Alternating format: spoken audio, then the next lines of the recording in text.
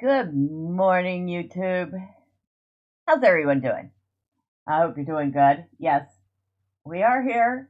We're just having a slight technical difficulty as usual. There we go. That's better. Good morning, Golden Apples. How are you today? There we go. We got that fixed pretty easily. Well, happy day after Thanksgiving to everyone, also known as Black Friday.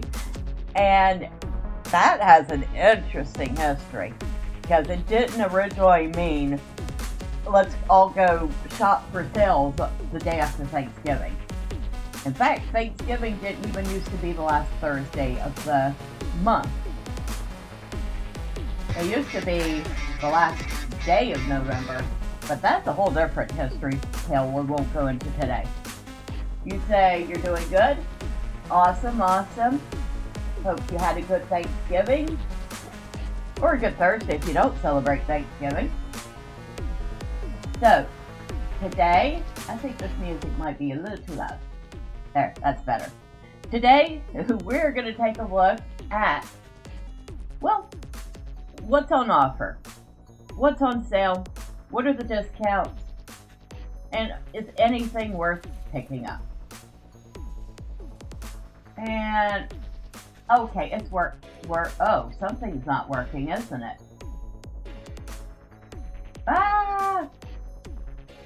This fella's having technical difficulties. There we go. There I am. Now you can see me. Haha. Well, you can see my avatar. Y'all don't want to see me. So we're going to start with Steam. And I noticed that Steam has a few good sales. Not as much as in past years. You had a great Thanksgiving, you made apple pie, and it came out way better than you were expecting. Well, that is awesome, and apple pie is definitely one of the top 5 pies, that, in my opinion. Of course, I'm more of a, let's see, lemon meringue, key lime, coconut cream, anything that might have caramel in it. I love caramel. But yeah. To be honest, I haven't even had Thanksgiving yet. Because my roommate is out of town. So, I'm going to have it when he returns. But, the turkey is ready. Got all the fixings for it. Well, maybe I didn't get the French's onions. I guess I could do without the green bean casserole. Alright, let's get started, shall we? Stop talking about food. I might get hungry. I haven't had breakfast yet. Did have coffee though, can we tell? Alright, so on Steam. This is the top section. Looks like you gentlemen out there, Warhammer Space Marine 2 is on sale 60% off. So if y'all haven't bought it yet, that makes it $23.99. That's a pretty good value, I think. And I heard it's a pretty decent game.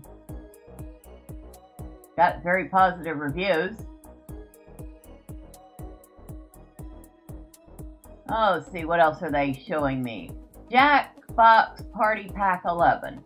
Now, I have never played a Jackbox Party game at all, though I have seen people play it. Seems like it could be kind of fun, but also kind of frustrating, depending on if you like trivia type games. But it's 20% off. Not a big sale.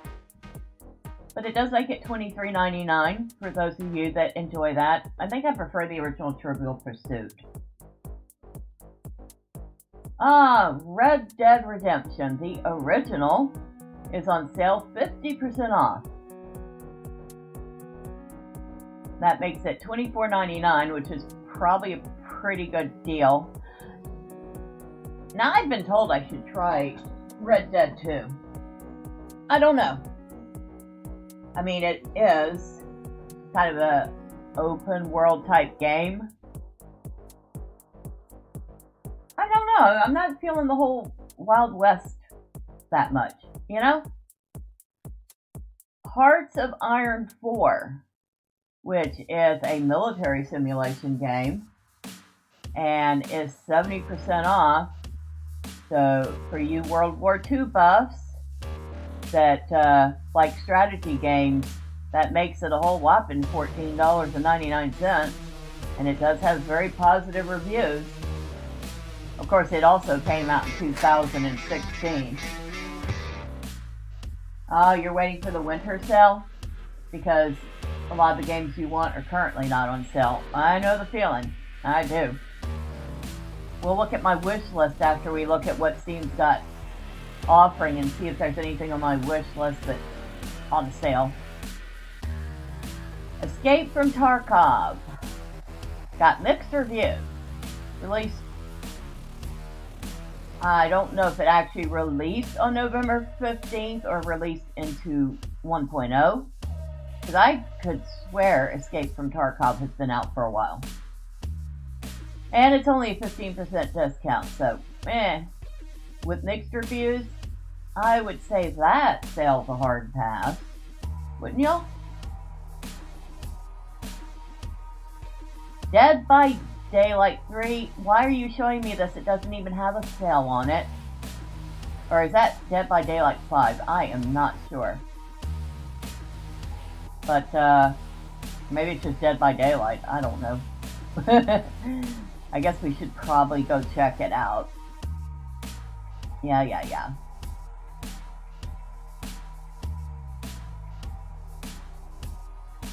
No, it's just Dead by Daylight. So the hash marks must be the number of kills.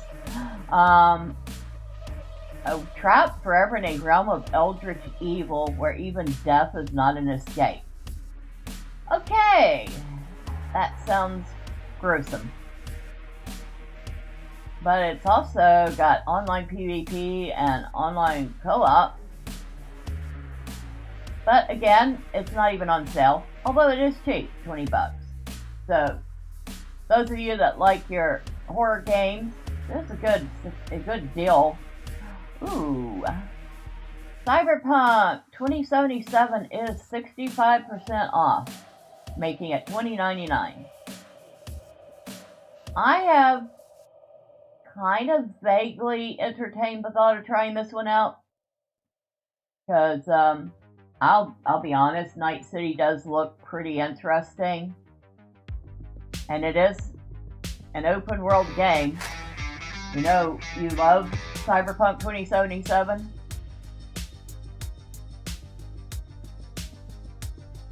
And it looks like Phantom Liberty is 30% off. So 21, so $42 would get somebody the whole game.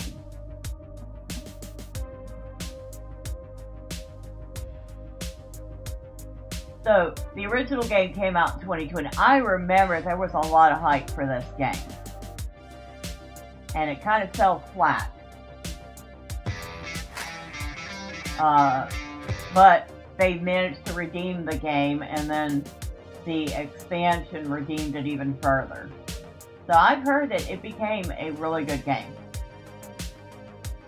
Kind of like that No Man's Sky, where they fell on their face with the release, but over the years they've improved the game to the point where it's really good.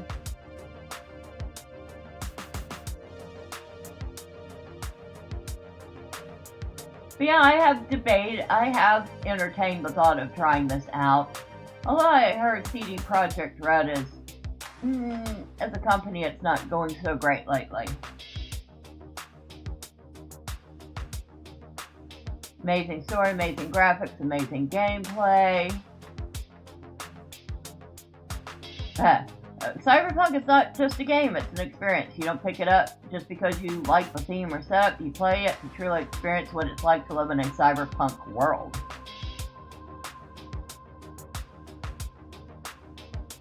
Well, maybe we'll add it to the wish list. And we'll go ahead and Obviously add Phantom Liberty to the wish list too. I think I'm a little more drawn to fantasy and high fantasy games, but I do like a good science fiction thing too, because I do like science fiction. Fun fact, I read them both, fantasy and science fiction. I think most people who read one tend to read the other as well.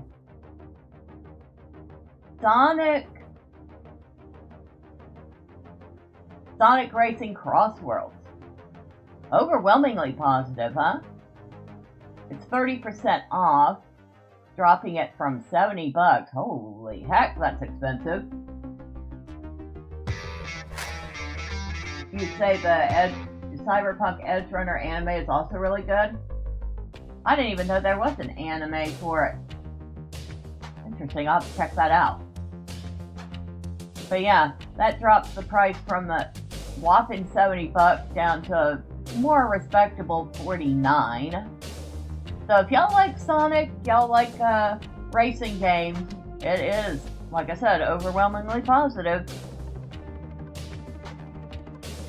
I think last time I played a racing game was Mario Kart on the SNES.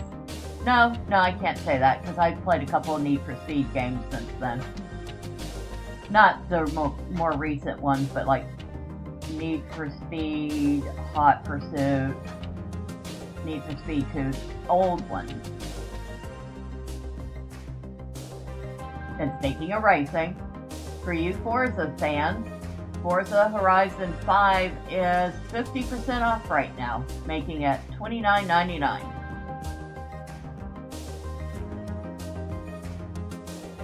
Oh, and Red Dead Redemption 2. We were just looking at the first Red Dead Redemption. Red Dead Redemption 2 is on sale 75% off, making it $14.99.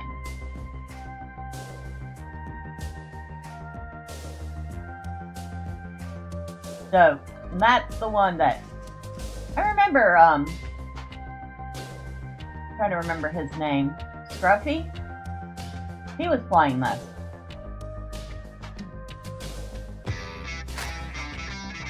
And that's a great price. Yeah, well, I mean, it's usually $60, so yeah, $14.99 is pretty good. I mean, it looked like it was fun, but again, it's more of an old Wild West theme. Although I don't know why they called it Wild West.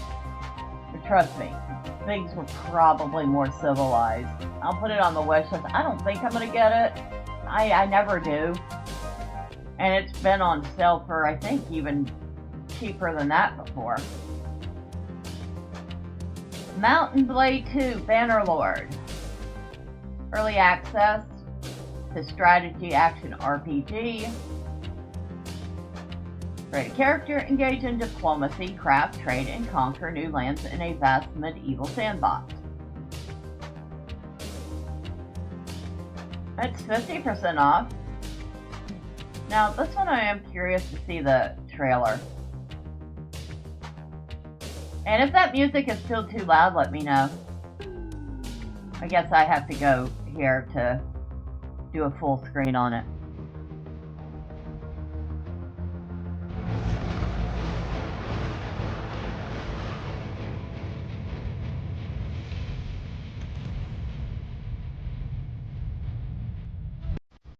I wonder if this is like a little bit of a tactical RTS too.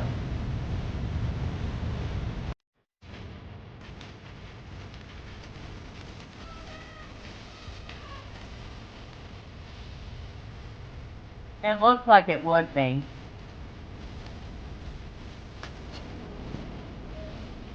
Ah. I bet Gus would like this, although he doesn't have a lot of time to play even the games that he does have.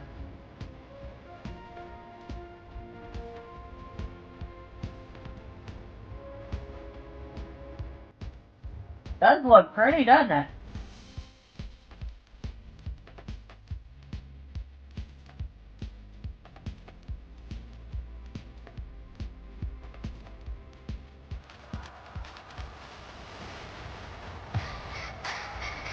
Looks cool, yeah?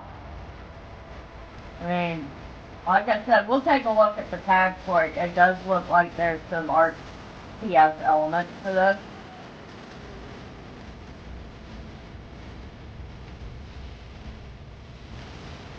I'm gonna turn that down. Why? Because, you know, copyright claims are a thing. There.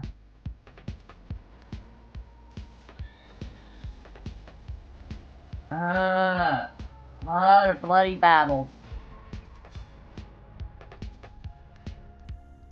Alright.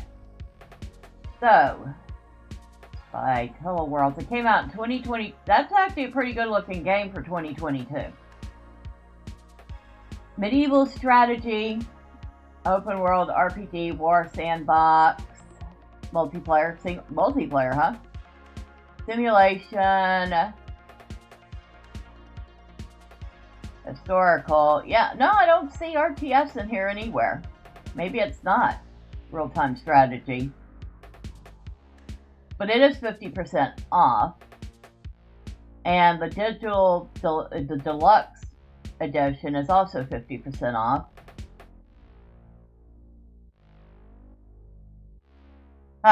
It says, is the game relevant to you? Similar to games you've played, Black Desert and Skyrim.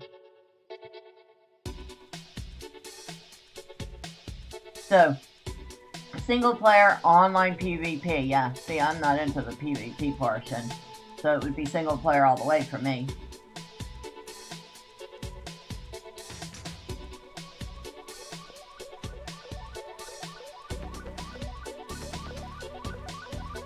The game is incredible and disappointing at the same time. The core of the game is amazing, large-scale battles with an enjoyable combat system that's easy to learn and difficult to master, but the game isn't very good at explaining things, and lots of things feel very bare bones.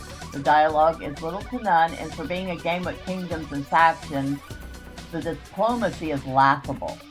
However, I still love this game and have found myself playing this non-stop, so I would definitely recommend it. So, they had 106 hours at the time of the review, and they're at 129 hours, so I guess they have continued to play it a little. Title, Horse Simulator 2025 with bonus stabbing. Oh, that's cute.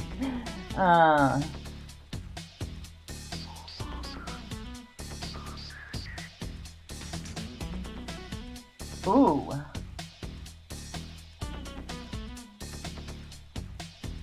Wow.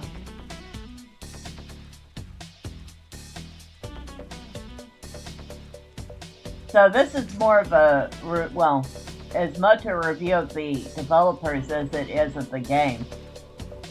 Tailworld had all the chances in the world to make this game a success. Sadly, they chose to underdeliver on nearly every promise made and leave fixing the game to modders.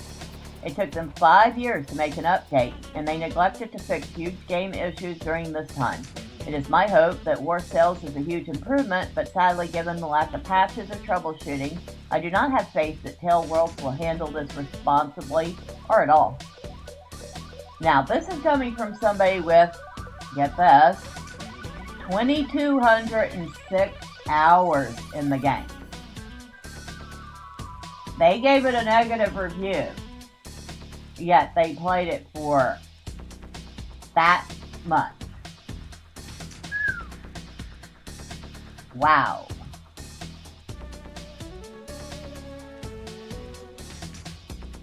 And there are some reviewers here. This guy recommends it. He had 786 hours. It's an alright medieval sandbox game. Just a bit rough around the edges with lots of room for improvement or missing things to expand upon or address. So even the positive reviews from people that have played for a long time are saying it's not quite there. I don't know. I think I would pass on a game like that. You know? And when even the positive reviews are qualifying it that hard. But it is on sale 50% off, so if that looks like it's up your alley,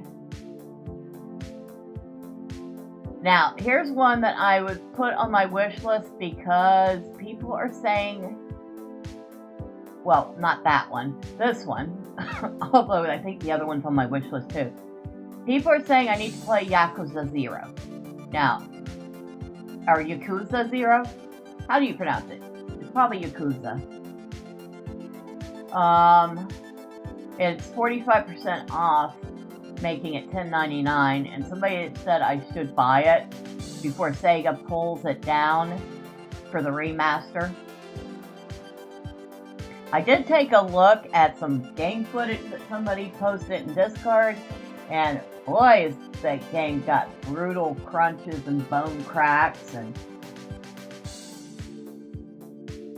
but this is the, I guess, is this the original Yakuza game?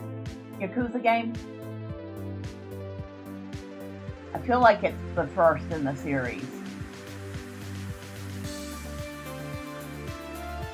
Well, let's see when Kiwami comes. Yeah, because Kiwami comes out a year later. A developer you follow is releasing his game soon. It's called Tangy PD, and it has a demo I can try it. PD as in tower defense. But yeah, they're saying since I've played like a Yakuza Like a Dragon, that I should definitely try out Yakuza 0. Oh, I might actually be interested in that. Of course, the only tower defense I really have a ton of experience with is, don't laugh, balloons. Always liked balloons, it was fun. So yeah, it looks like most of the Yakuza series, I'm gonna get that pronunciation right sometime, is on sale for 45% off. So, I think I put them all on the wish list, but I think it was really suggested I play 0 and Kiwami.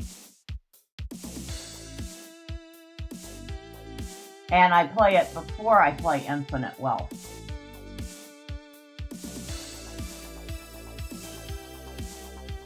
So popular titles on sale, and yes, there's a few hidden. There's a few things I don't want to see.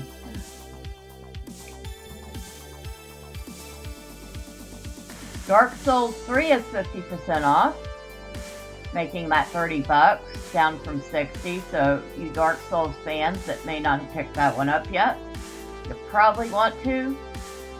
Final Fantasy 7 is on sale, 50% off, making it $20. Loud. I think it's Final Fantasy 8 that I have.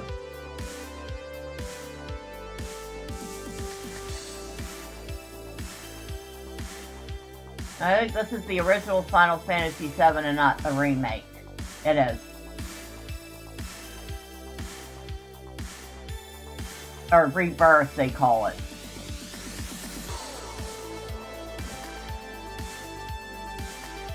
Dave the Diver is on sale for 45% off, making it $10.99. I've heard good things about this game, and it does have an overwhelmingly positive review.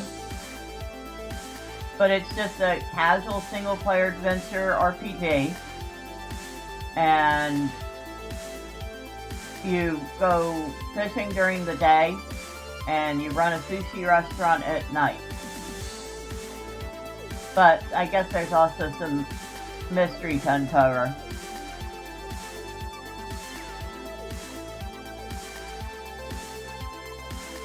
They're comparing it to Stardew Valley. Oh, that's cute.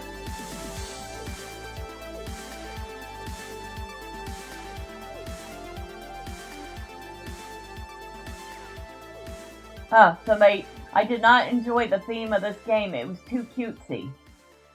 I mean, if you looked at the description, yes.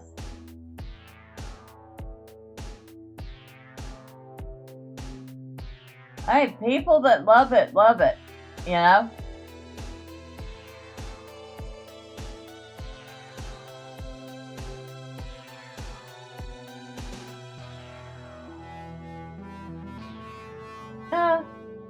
Maybe.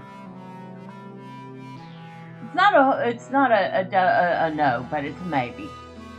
So, continuing on, what we got here. Stalker 2, Harder to Noble, is on sale 30% off. Boy, I bet you that's a brutal game.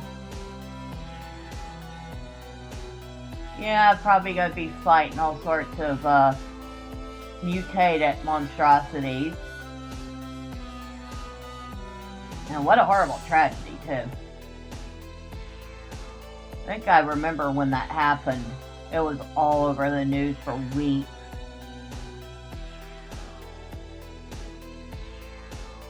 But 30% off, making it $42. Not the hugest sell, but definitely a decent discount of about $18. Oh, Kingdom Hearts HD 1.5 and 2.5 Remix, 50% off, $24.99. I've never played a single Kingdom Hearts game. We probably won't be costing Disney any money anytime soon.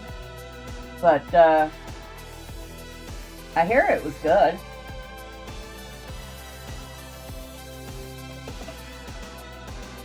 I don't know about the remasters of it, but the originals are pretty good. People seem to really enjoy them. Dark Souls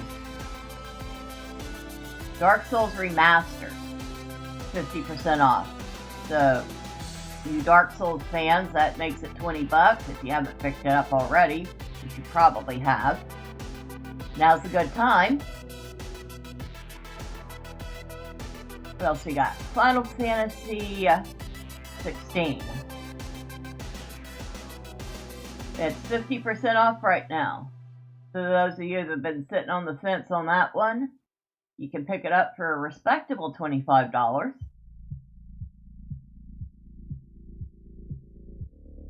Persona 5 Royal. Now I know the Persona games were pretty popular. This one is overwhelmingly positive. 65% off, so making it $21. Boy, a person could fill up their library real quick in this sale, can't they? There's Final Fantasy VII Rebirth. Not as good a reviews as some of the other Final Fantasies, but not horrible. Very positive. 50% off, so. Total Chaos is inspired by the Stalker series. Absolutely been loving that game.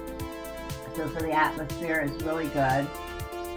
And the music was composed by the Silent Hill composer. Nice. Alright, we're going to turn that down. I don't think I've seen Total Chaos.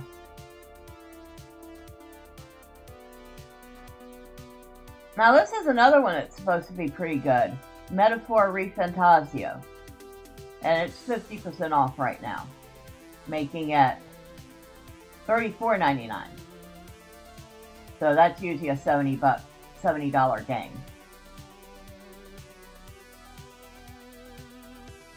Up there's Like a Dragon, Pirate Yakuza. Who was it? Pirate Yakuza in Hawaii, I believe. 50% off.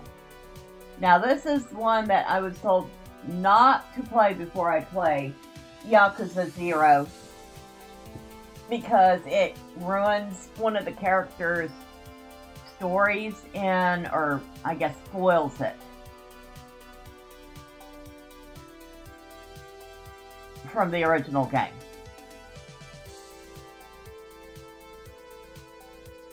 But still, it looks fun. Ship battle. I have no idea what this is. It's not even in English. I don't think I want to know, but it's... Is that one, what's they call it? Yeah, oh, it's one of those relationship type games. Yeah, I wouldn't even be interested in that one. Blech.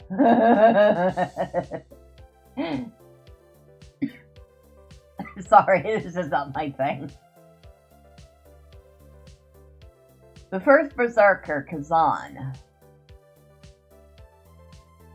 I've heard some pretty decent things about this.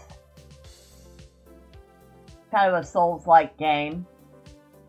30% off right now, making it $42, so not the hugest savings, but better than 0% off. Of Ash and Steel.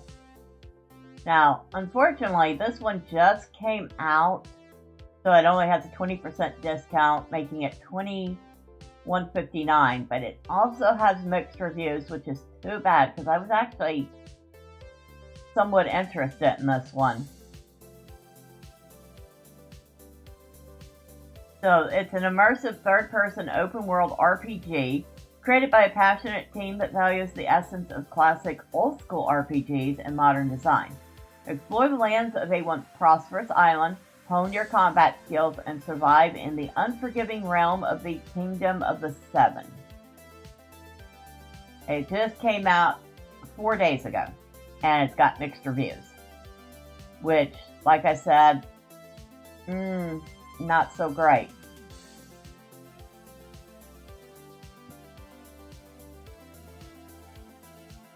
Yeah, I mean, it's gonna be edging towards negative soon, I think.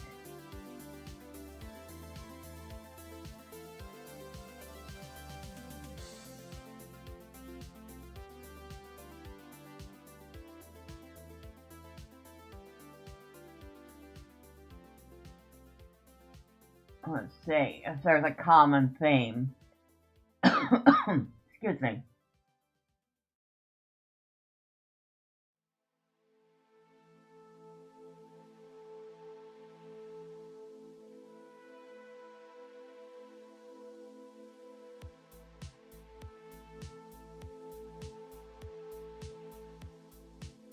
Alright, so this person brings up the fact that there's a lack of a map early on,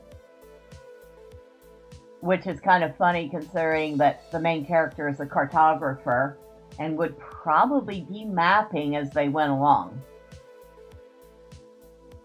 The combat is junky, if that's even a word. Well, the guy got a nice stance, but good luck healing or eating or drinking in combat. Enemies hit like a truck. The enemies are questionable. Too focused on other game aspects. The only original thing of this game is, well, basically none. But even though I'm not starting as a true hero with the ability to slay dragons or kill monsters with ease. Alright, so you don't start off as a hero. You're kind of a nobody. That part I don't mind. Kind of like that. But it sounds like the game really needed to cook longer.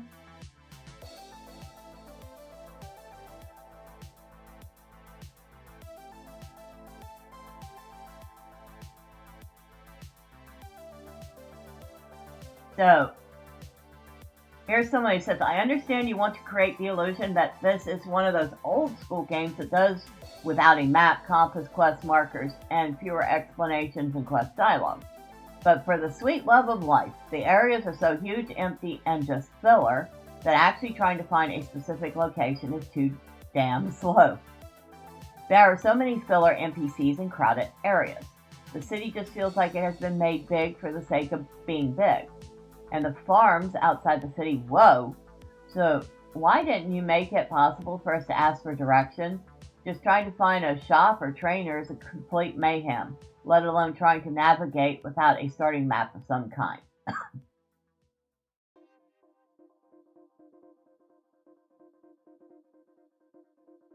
Okay, so quest descriptions are vague.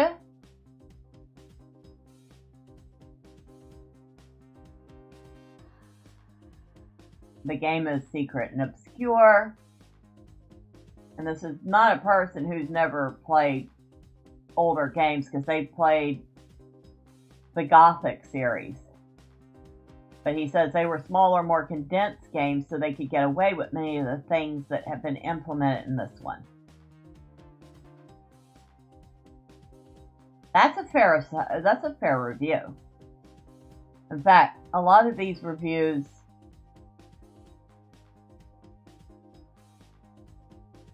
are pretty fair.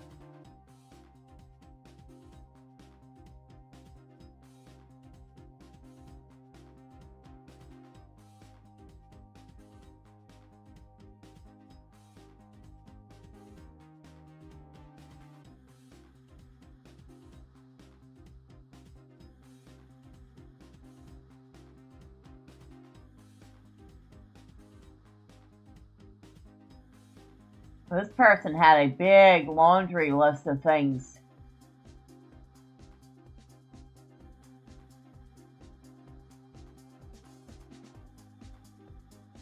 And here's a mention of the map again.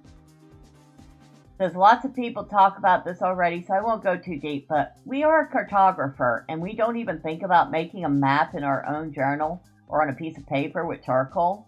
Like, WTF. I'm an illustrator. When I'm out, I keep a sketchbook to draw anywhere I go. I don't know why we don't have a map after 2 to 3 hours of gameplay. This would literally be one of the first things a cartographer would do. This is poor design choice.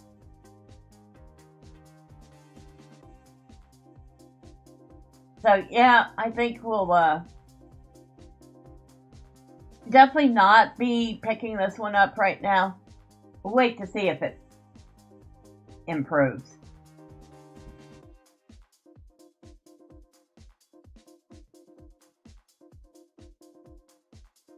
What else we got? Oh, for you big Mass Effect fans that maybe haven't picked it up on PC yet, the Mass Effect Legendary Edition is a whopping 90% off, making it $5.99. Y'all know you want to get it.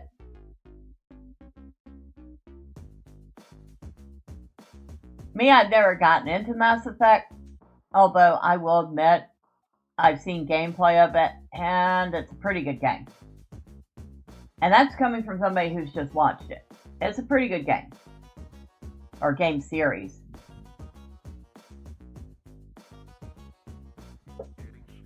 Moonlighter 2, The Endless Vault. And that's on my wish list, but it's only 17% off, so we'll continue waiting. Does look like a fun little game.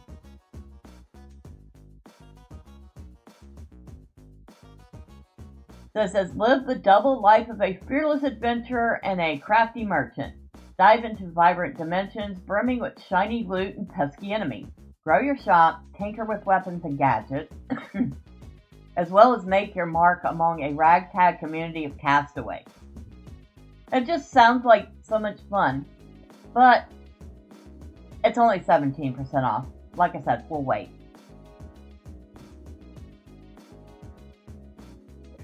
Excuse me. Game called Fellowship, which I apparently also have on my wish list. Fellowship is a multiplayer online dungeon adventure set in an exciting fantasy setting with endlessly scaling dungeon runs. Online co-op. It uses easy anti-cheat. Blah, blah, blah, yeah. Pretty bad when even the co-op game needs anti-cheat, right?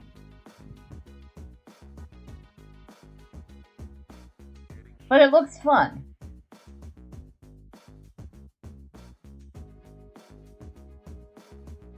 $20 off. Still not enough to want to buy it. And it looks like there's a lot of DLC with it too. Which makes that 20% off seem pretty weak.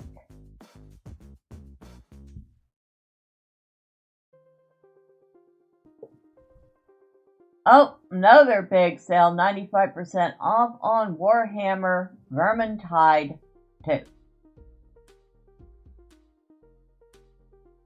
The critically acclaimed Vermintide 2 is a visually stunning and groundbreaking melee action game pushing the boundaries of first-person co-op.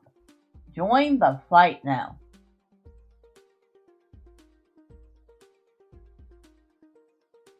$2. Wow. But it also has like a whole bundle of DLC. But it looks like the DLC even is on sale. Hold on. Legacy Edition. So, the main game, Collector's Edition upgrade, Grail Knight career, Outcast Engineer career, Sister of the Thorn, Warrior Priest, Necromancer, Shadows over Bogenhofen, I think I pronounced that right, Back to Uberschreck, Winds of Magic, and Forgotten Relics. So the base game is 90% off. The collector's edition upgrade is, the base game is 95% off, excuse me. The collector's edition upgrade is 90% off, and all the other DLC is 50% off. So you could get the whole kit and caboodle for 68% off, making it $25.53 for everything. That's pretty respectable. That is a very respectable sale, because it usually would be like almost $80 for everything.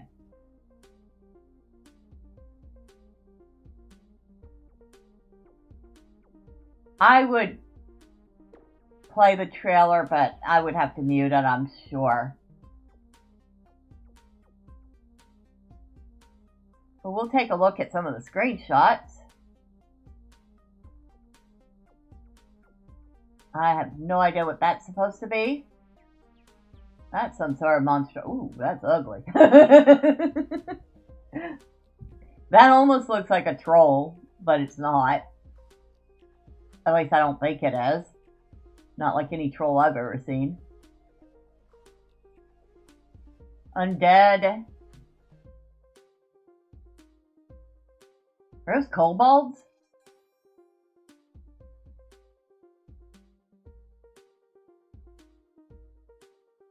Definitely a little bit dated, but the graphics aren't bad considering. Oh, look at that dwarf. He's about ready to wreck some havoc, isn't he? Some sort of spellcaster.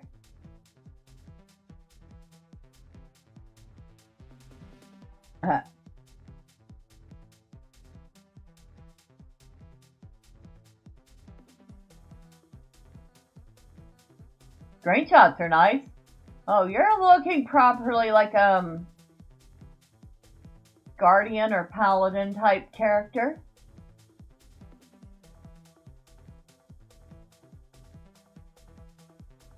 I mean, that's a pretty game.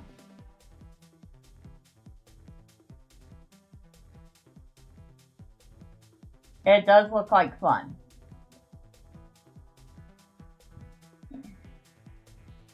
Very tempting. Single player and online co-op, huh? Again, easy anti-cheat.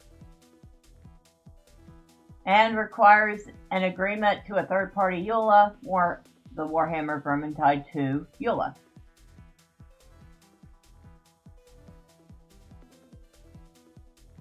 Huh. PC Gamer Best Co-op for 2013. Okay. It's 2013. That actually might mean something. I don't really trust PC Gamer's current year opinions on anything, which is too bad. They used to be a really good magazine.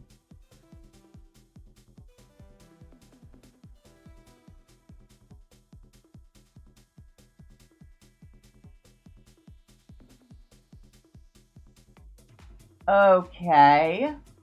This says nothing about the game itself, just this was the last game my friend fell in love with and played countless hours before he departed from our world. It's a good game. That kind of makes me feel sad, you know?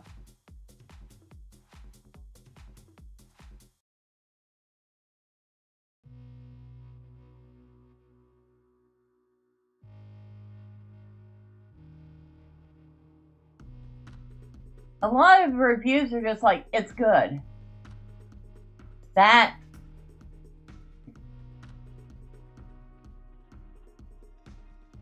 Oh, apparently this game has even been free before. Really? Huh. Well, $1.50 is pretty dang close to free, right? Alright, so moving on. We're done gawking over Warhammer.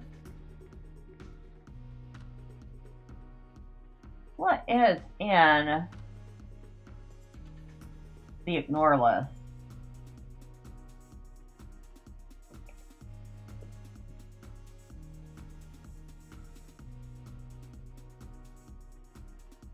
Oh, okay. That doesn't take me to the ignore list. I have a few games on ignore, let's just put it that way. I'll put games on ignore if they're VR only. I'll put games on ignore if they're absolute garbage developers.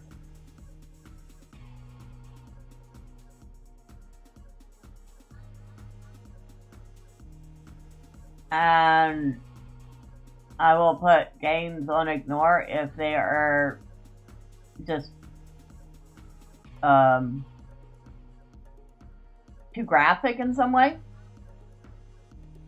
Not that I think those shouldn't exist, but I'm just not interested in them. See what else we got. Moonlighter 2 we looked at. Here's one that people seem to be enjoying. Cowboy Life Simulator. Again, Wild West, so I'm not into it, and it's only 10% off.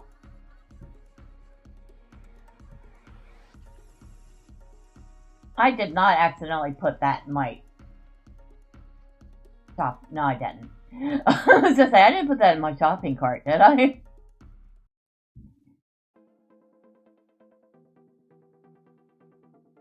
So Cowboy Life Simulator is an immersive and relaxing ranch sim where you step into the boots of a failed businessman starting fresh on the frontier. Buy your first goat, meet the locals, explore vibrant lands, and build your dream ranch in a world full of stories and adventure. So, Wild West theme, or I should say frontier theme. It does look like it's good. And it does have very positive reviews. 91% positive out of 115 users. It just released 2 days ago. It's early access. So to get that high of reviews for early access is pretty good. Very good start. Pretty solid game. Feels a lot like Ranch Simulator. The world is open, fun to explore, and there's plenty to manage with animals, farming, and building. Some stuff is still early access though, like the Workers' Lodge and the barn basically have no use since there are no workers yet. There is also Oliver's Task where you need to build a water tower, but you can't actually build it right now because the feature isn't in the game yet.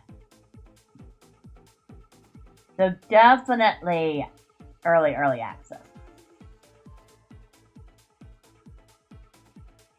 Oh, and apparently somebody was complaining about the game. Let's see what their points are. Lifeless NPCs. NPCs that grunt at you rather than talk. So apparently the NPCs don't have voice lines. Dated, weak graphics even on Epic.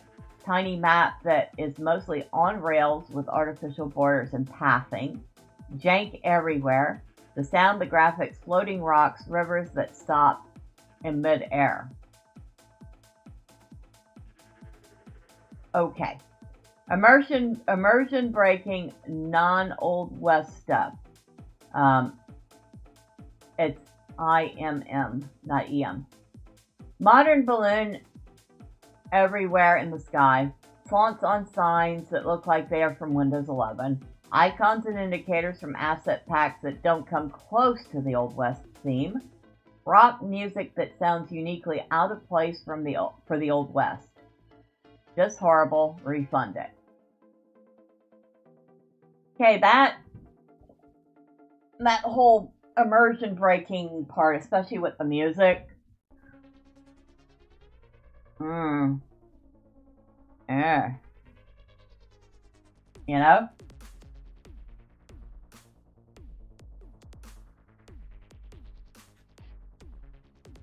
Of course, we looked at it as ash and steel.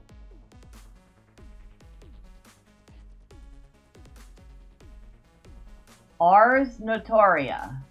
Now, that's a new game. It's only 10% off, but it is regularly $19.99, on sale for $17.99. Open world survival crafting game set in a rich fantasy world. Learn 6 distinct schools of magic, gather resources, build your base, expand your influence, and stand against the ever-shifting threat of the enthralled. You're the one destined to change the kingdom. I have a game like that. It's called Enshrouded. But we'll take a quick look at the screenshots for it, shall we? Because it did look promising. Except it has mixed reviews. And it just came out yesterday. Ooh, 62% positive. Ow, ow, ow, ow. I need a sip of water. Hold on.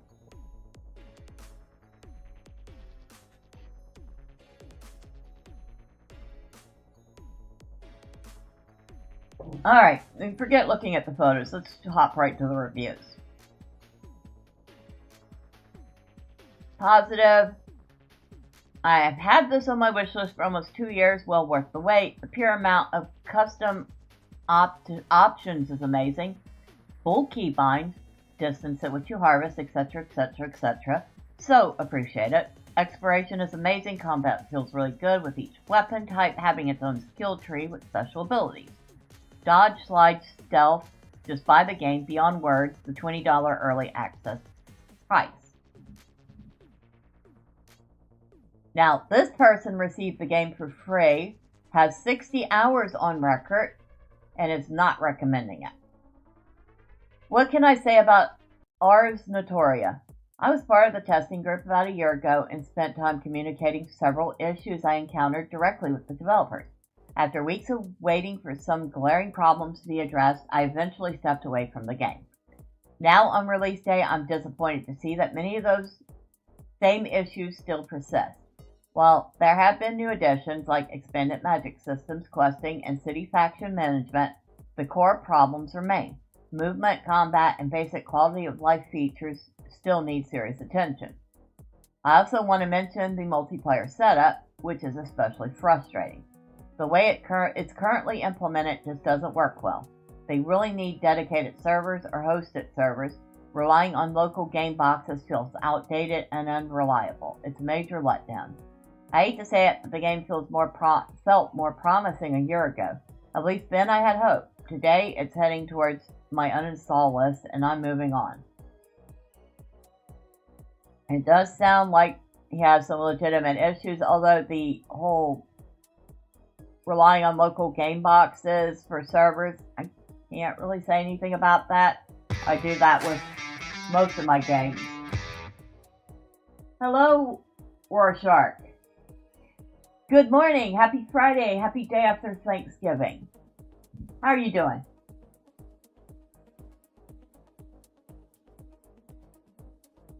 Game is incredibly broken. It's fun, don't get me wrong. Let me list a few things I've been dealing with. Everything was fine until I went to town. You're okay? Awesome. I entered a building with a bunch of locked doors. I kept trying to open them until I entered a door that teleported me back to my original spawn point. I could no longer fast travel because the game still thought I was indoors. Once I saved and reloaded, the game spawned me in the shell of the building I was in, and I was stuck in an invisible box. Dang. Okay, right off the bat, that's pretty bad.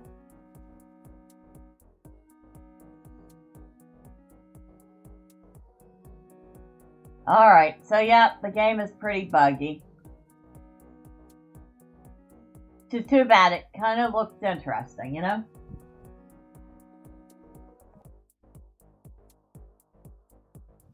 Yeah, I've heard, and actually, Golden Apples mentioned a game I should look up. Yeah, I've heard Golden Apples is making a game. Um, Sounds like he's pretty close to being finished with it.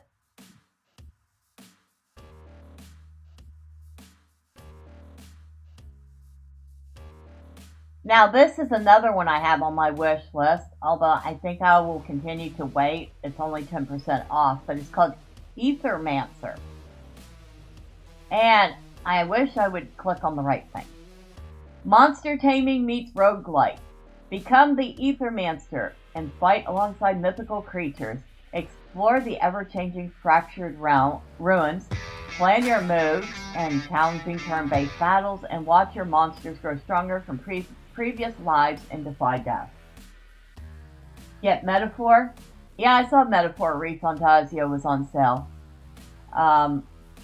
I'm probably gonna end up getting Yakuza 0, since it's something that has been highly recommended to me.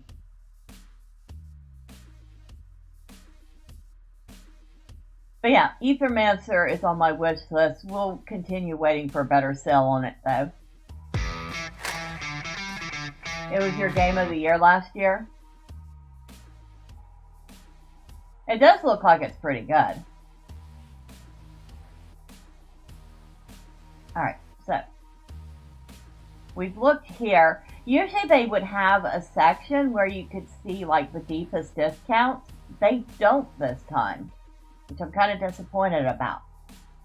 I like searching the sales by discount. Oh, and speaking of discount, Return to Moria is 50% off right now.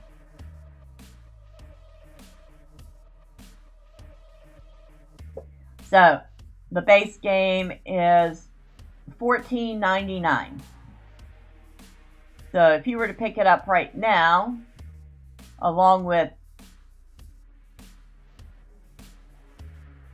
the newest DLC, which, where the heck is that? The Doran's Folk expansion, you could pay $30 and get both.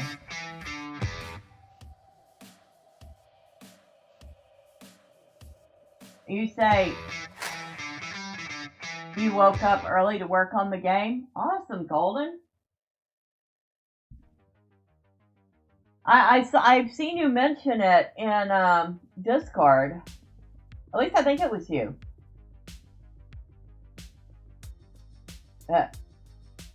Rorschach. And I haven't watched The Hobbit either. I looked at that and I went, y'all turned one book into 3 movies. Y'all seriously didn't need to do that. You know that? It was one book. You could have made 1 movie of it. Maybe 2 if you wanted to extend it a little. But 3 is ridiculous. And I love Lord of the Rings. You know?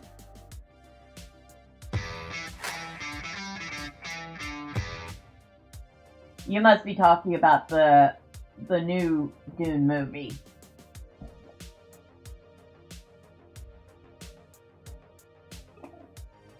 Not the janky but loved original.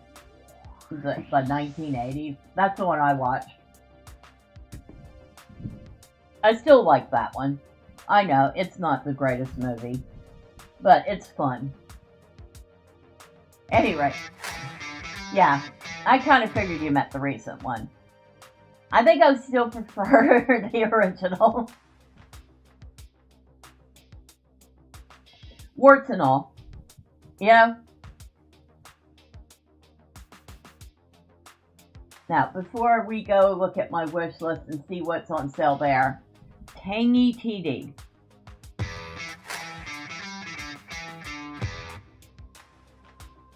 Your dad also likes the original? Well, I mean, they definitely took a lot of liberties with the script.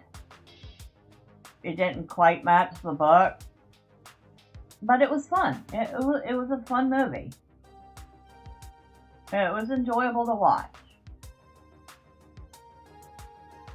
Tower defense with classic base tangies such as Defender, Archer, and Healer. Upgrade them through meta progression skill trees to unlock new ways to play and become stronger. Merge and equip items to discover new mechanics. Explore maps, bosses, map obstacles, and recruit new tangy types to your roster.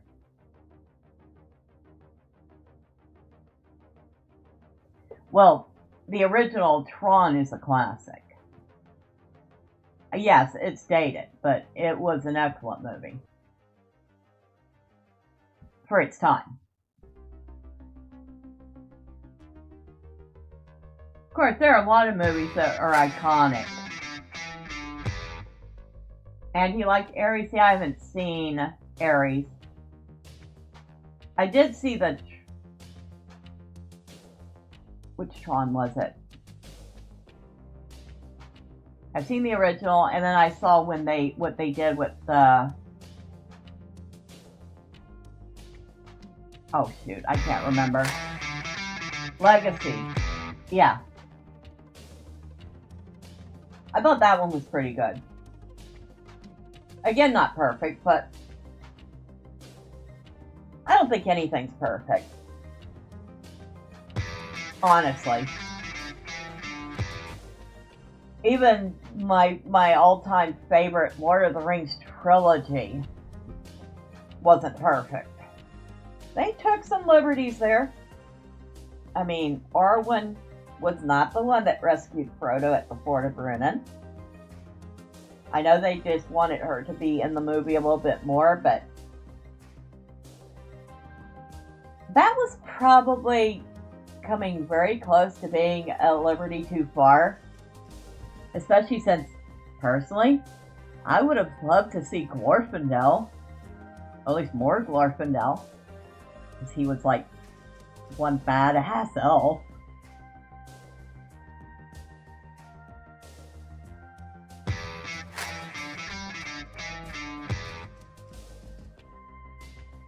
Tron Uprising needed a second season. Oh, is that what it is called? Tron Uprising?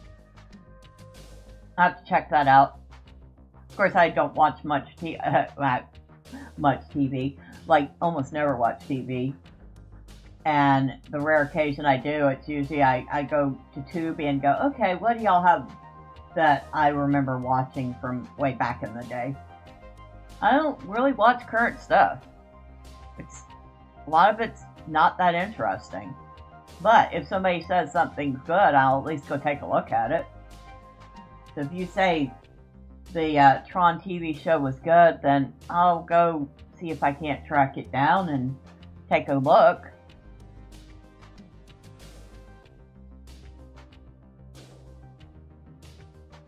Alright, so let's take a look at... Okay, they do have a trailer for this. The cartoon, though. Hey, I don't mind cartoons. I grew up on those. I mean, I could sit there and list off a whole bunch of cartoons from the 80s that I watched. And actually from earlier than that, because we were still watching Flintstones and the Jetsons and, you know, stuff like that. But yeah, I mean, I remember Underdog. I remember Voltron. Oh my god, Voltron, Defender of the Universe. I can still hear the theme song for Voltron in my head all these years later.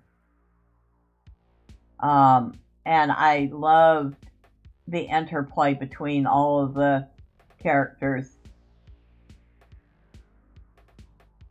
What was it? Keith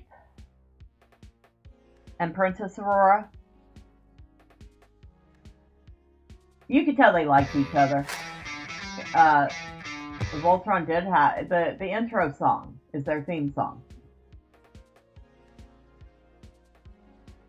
I would go look it up, but I'm not about to get a copyright strike. Um, yes, it does have an opening song, which I call the theme song.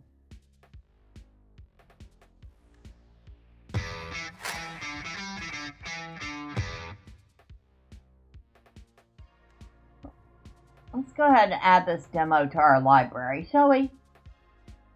I'll go ahead and download that. I'll take a look at this Tangy TD.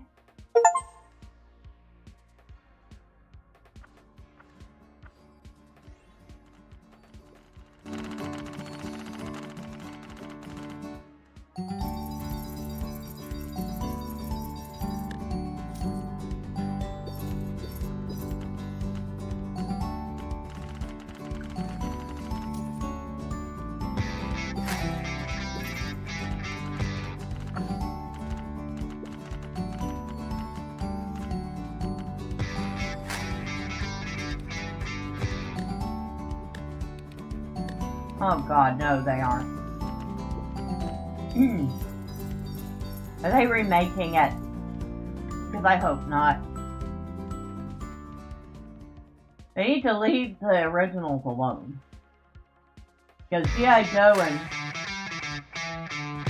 the art's all hand-drawn. Yeah, but how have they changed the story? Because G.I. Joe and Transformers were fine just as they were.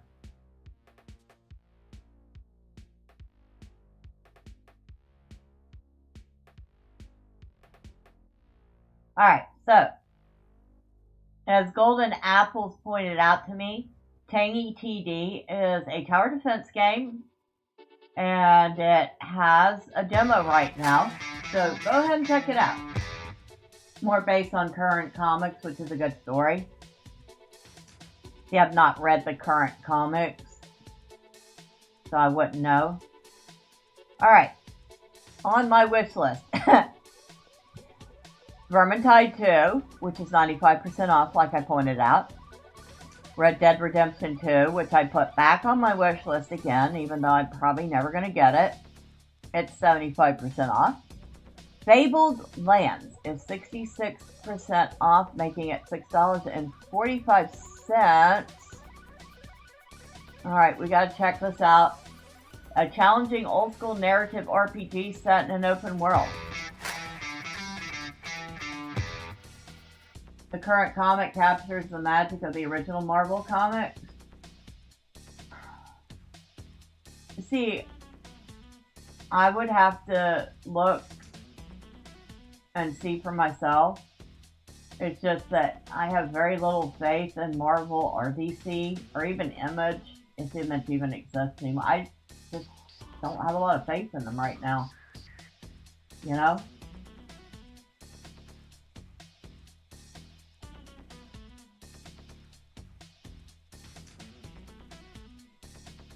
But let's get back to this. Hey, 80s Marvel was peak. Complete quests, fight, trade goods, and develop your character. Explore a vast land of adventure, travel across war-torn kingdoms, survive the plains of howling darkness, and escape the court of hidden faces.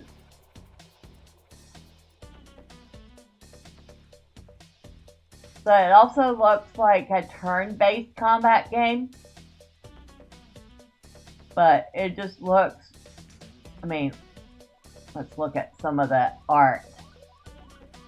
Looks really nice. It looks fun. Looks like you have a skill tree, or I was going to say skill tree, more like a character sheet.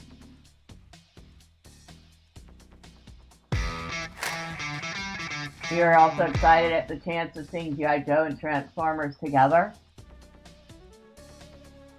Now that would be cool. I think they actually do take place. At least I like to think they take place in the same universe.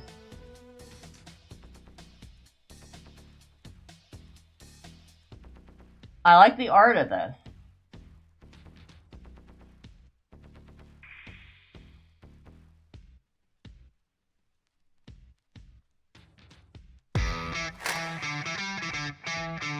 Yes, they do. So our quests come up as a book. Interesting. I like the looks of that. Oh, a troubadour. You can actually play a troubadour, huh?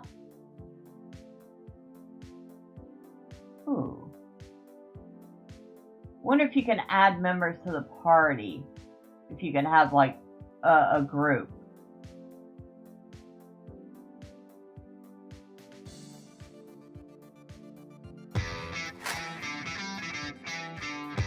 It does look like fun. It really does. And it's pretty. I like the art style. It does have some DLC. Lords of the Rising Sun, the Serpent King's Domain, and the Castle of Lost Souls. So if you were to buy the whole bundle, that, the main game and all the DLC, you could get the whole bundle for 42% off, making everything $18.24 when it's usually $31.46. That is respectable.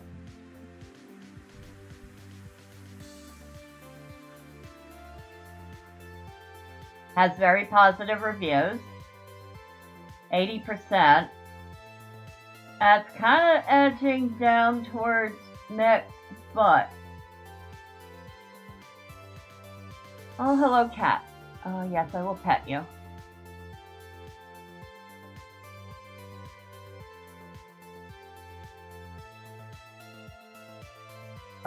This positive review has a lot of qualifiers on it. Oh my goodness, this has a lot of qualifiers on it. Feels like playing a mashup of old school D&D, choose your own adventure, and fighting fantasy. Kinda sucks you in and keeps you going. But the cons. Character classes are not specialized enough. Poor tutorial has you bungling around with items at start. Limited inventory space turns into inventory micromanagement. The game never shifts to dungeons or other maps. It keeps you on the main map and then delves deeper into them. By having you stand motionless while a long-winded text adventure takes over multiple paths and choices to make. You're supposed to start taking notes or writing things down to figure it out. Limited skill slots mean you need to specialize your character, but until you find the expensive scrolls or books to do so, you might find out you put together an awful build and have to waste tons of time and money trying to find stuff that will synergize better. That might be a bit of a problem. The pacing of the first mainland is great, but as you branch out, it feels like quests are fewer and far between. Feels like the game was padded with good early content, so reviewers that only play for a few hours will give it raving reviews, while folks playing it through to the end will find the mid to late game content sparse. Some RNG results are just outright awful. I've listed more cons than pros, but I do recommend the game. It's a fun pen and paper tabletop RPG stuffed into a CRPG shell.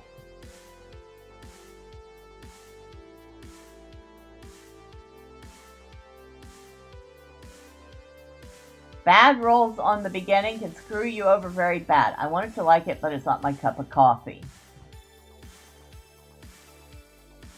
What is the point of having nearly everything be a dice roll when you have made your game with safe scumming in mind?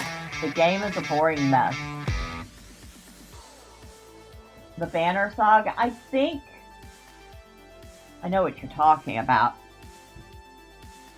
So it is turn-based because it is part of the turn-based carnival.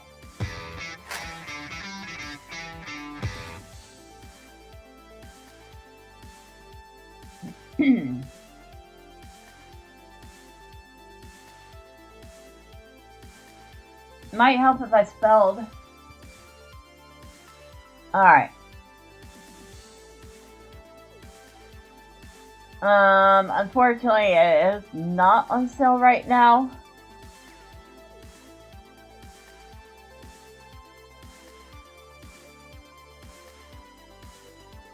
So, there is that.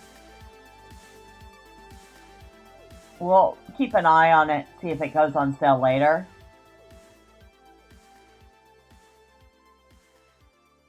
Alright, now I've got to click on this. Turn-based carnival.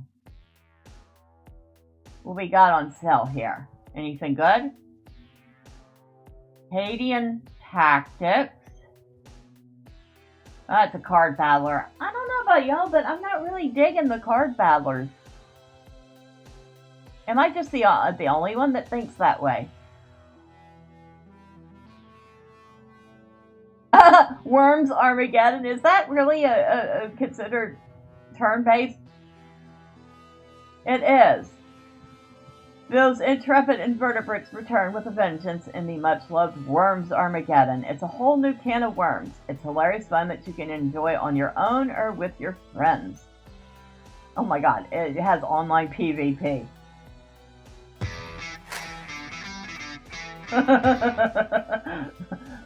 It's 85% off right now, making it like $2.24.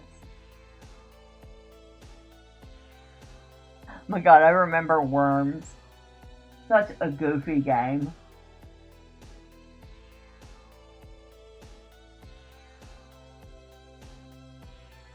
Oh, let's see.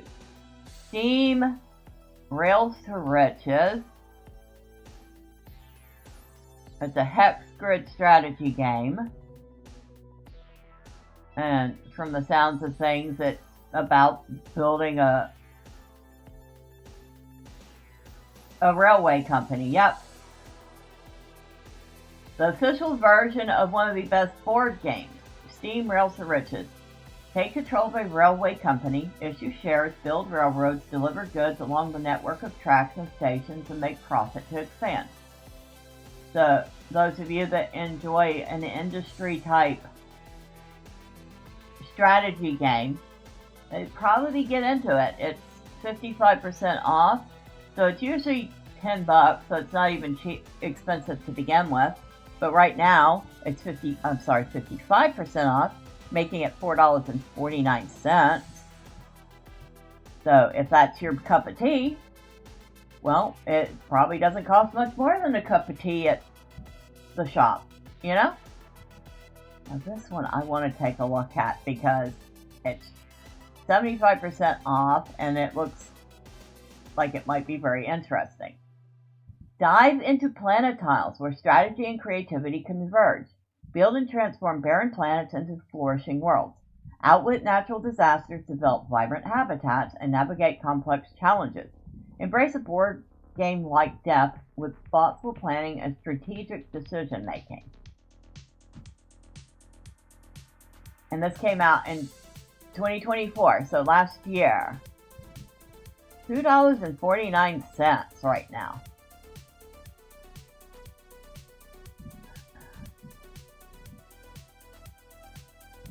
Mostly positive, 78%.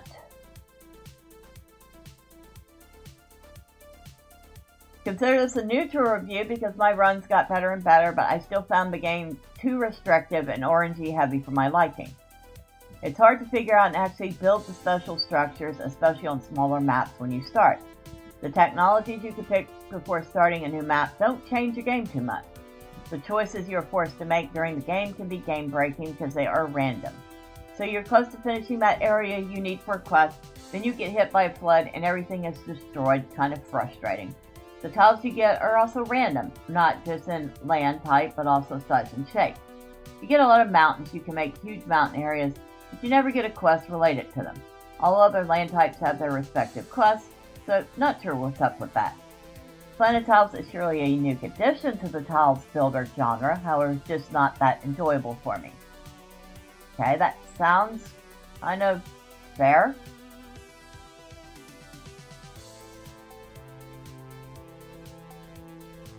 Still for $2.50.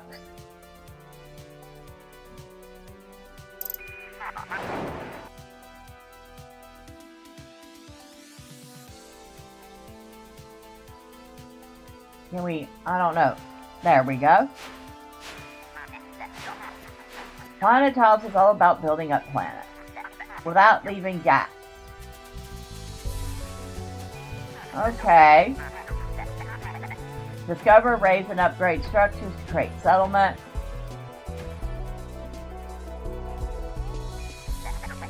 Prepare yourself before each mission. Cute graphics. Level up and unlock more special perks.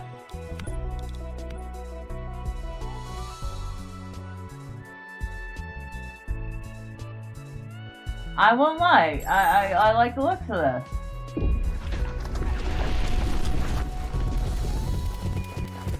Oh, wow, all sorts of cataclysms. We got hit by a meteor shower, we got volcanoes, we got... I have no idea what's going on there. I won't lie, that's cute. That's really cute. And it looks like it would be a lot of fun. Yep, that's going on the wish list.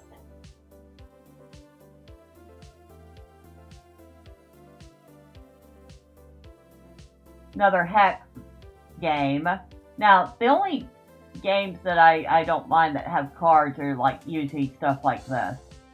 The hex tile games. And yes, I have a few of those. I really do have a few of those. I should play them more often. They're good for the brain, I think. Strategy games usually are. Oh, more Worms games. Worms. There's the original. I think that's the original, isn't it? 2016. Oh no, that's not. Because it says the Worms are back in their most destructive game yet. The gorgeous hand-drawn 2D look, brand new weapons, the introduction of crafting, vehicles, and buildings, plus the return of some much-loved classic weapons and gameplay, Worms WMD is the best Worms experience ever.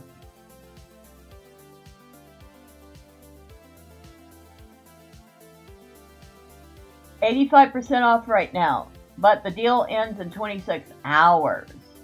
So this is going to be ending pretty soon.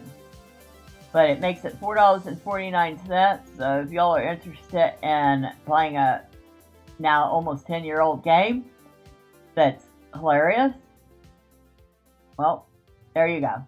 Then they've got Worms World Party Remastered, which has mixed reviews, so we'll skip it.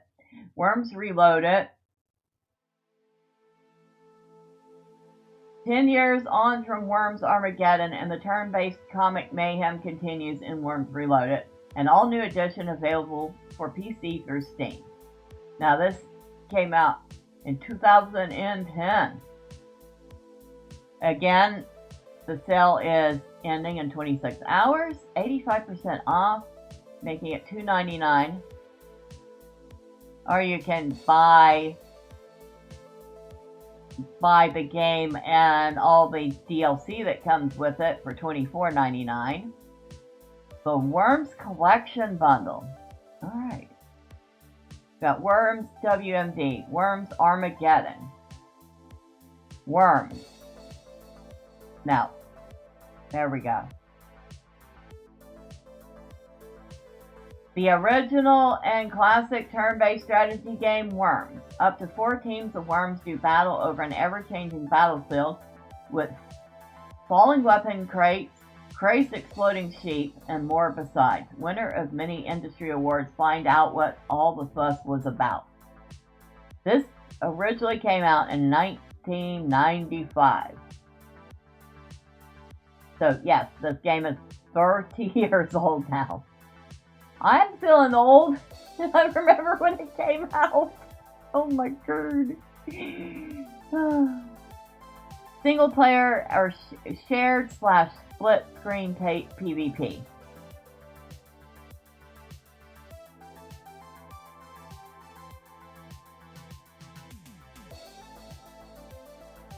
Yeah, that's all sorts. Oh my god, there's even a Worms pinball. Wait, what?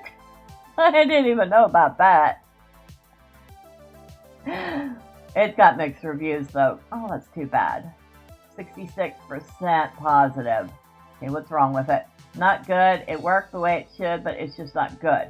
Only one table, and the design of that is terrible. The color scheme is way too contrasting and distracting. Because of this, it's sometimes hard to follow what's actually happening with the ball and what anything on the table actually does. In real life, this might have been decent, but on PC, there's so much more better games you could be playing. Even if you really like pinball, there's a lot of better pinball games out there.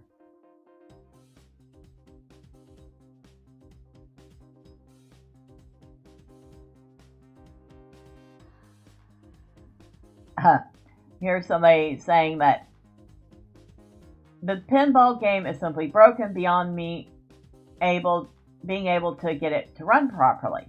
You know it's going to be a great experience by the fact that the max resolution is 1024 by 768. There's no mouse input and you cannot figure out the control buttons. Last one being due to the fact that the game doesn't seem to be reading the input correctly, even after rebinding the keys multiple times in a separate half-working configuration program found in the game folder.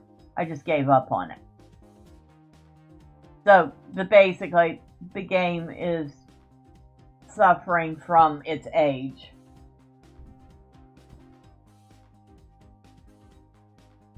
$1024 by 768 used to be like peak, but of course it's not anymore.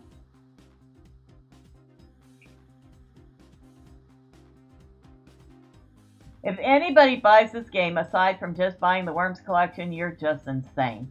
This game is really just for boomers that want that old school feeling over 90s pinball games that are oddly Worms related. PC port is horrible. Took me a solid 5 minutes to just figure out the controllers. Only one board for a pinball game, although some interesting mini games and random moments that make you go, oh wow, there really isn't anything here. UI is horrible. Game doesn't have a whole lot to offer. The most exciting part is when two pinballs appear. Big twist. Also, the resolution change messed up all my icons on my desktop.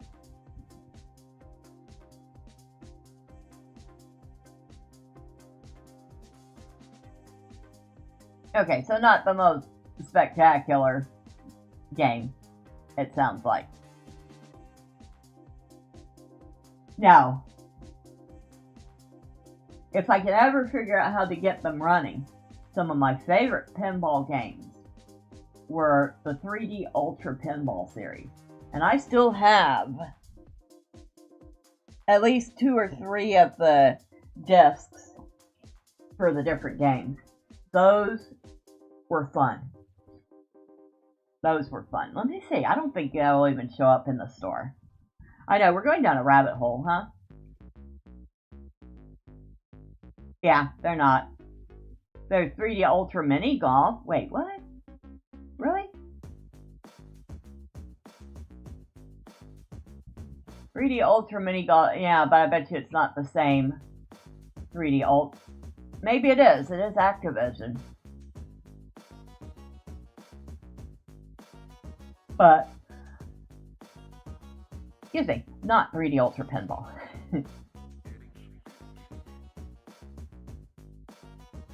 Anything else in here looks like it's worth taking a look at. Well, apparently I have the game Crown Trick already. At 75% off right now, making it $4.99. That's turn-based combat, roguelike RPG.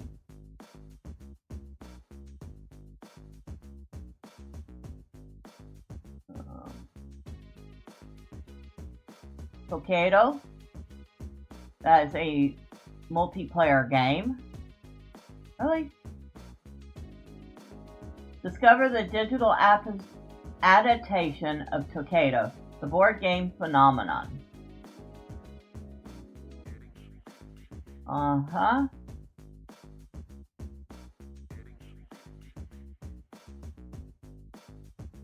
Okay, we'll take a look. Take a look at some screenshots.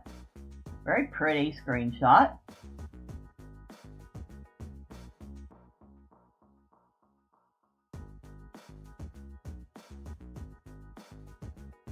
Very pretty art.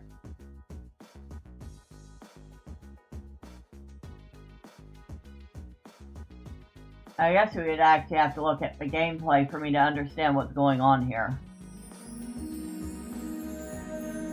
turn that down.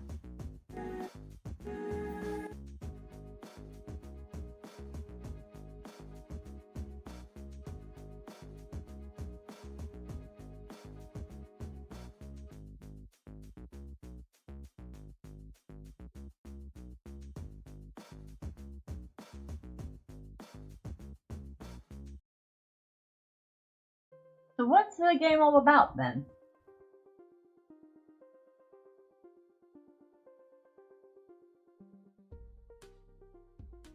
I don't get it.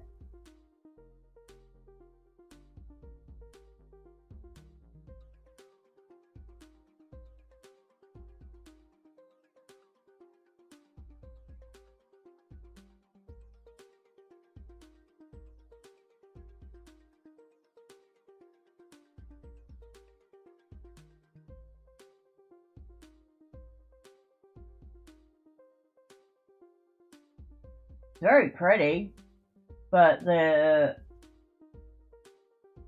doesn't really explain to anybody what the game's about.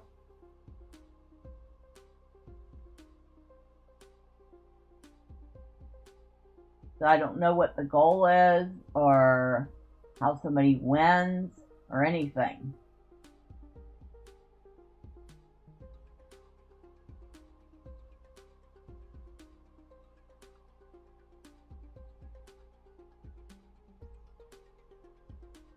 The artwork on this alone, it would be enough to make some people willing to give it a try, though.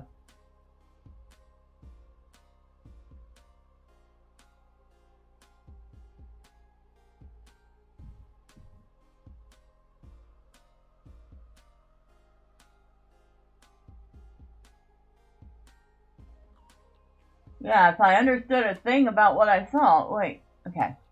Discover the digital opposite. Okay.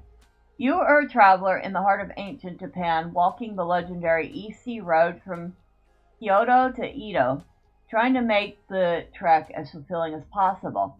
Discover the most magnificent landscapes, taste numerous culinary specialties, and acquire rare and precious souvenirs, bathe in hot springs, visit the temples, and meet other travelers. Tokaido is a rite of passage for the heart, walking in serenity and contemplation. But do not be fooled by the peaceful appearance of the voyage, because you will have to demonstrate stronger strategy than your opponents if you want to win. Whether you sneak along as a messenger, a geisha, or even a ronin, you must discover as many hidden marvels as you can along the road, so your journey is the most satisfying of all.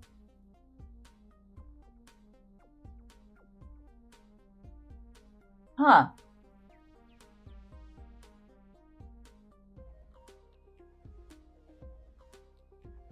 So you can play solo against the AI, pass and play, or online multiplayer.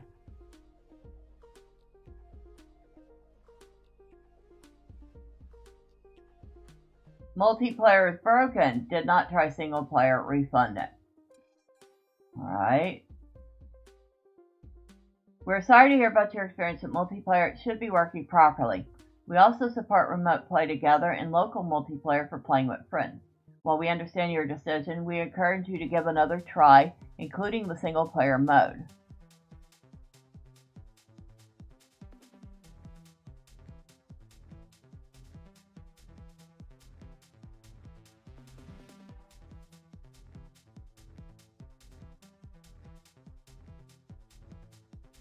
There's somebody that says, a waste of money. I wish I hadn't bought it. The game does not include all the features of the board game, and the features it does have don't always work. For example, if your character is supposed to get a choice between two interactions prior to choosing a meal, you only get that option half the time, and solo is your only option as there are no players online.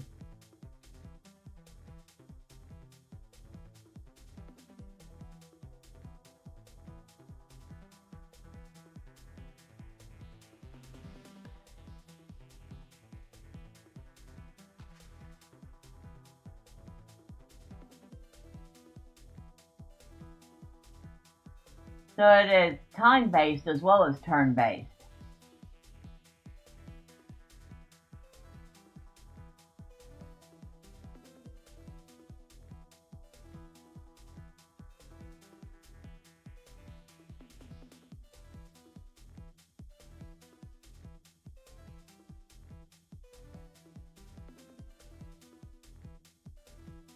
So if you take too long, it sounds like the AI takes control.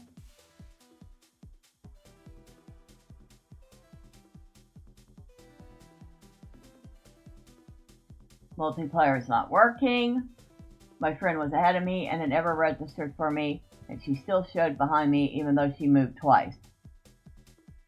Game broken since last patch.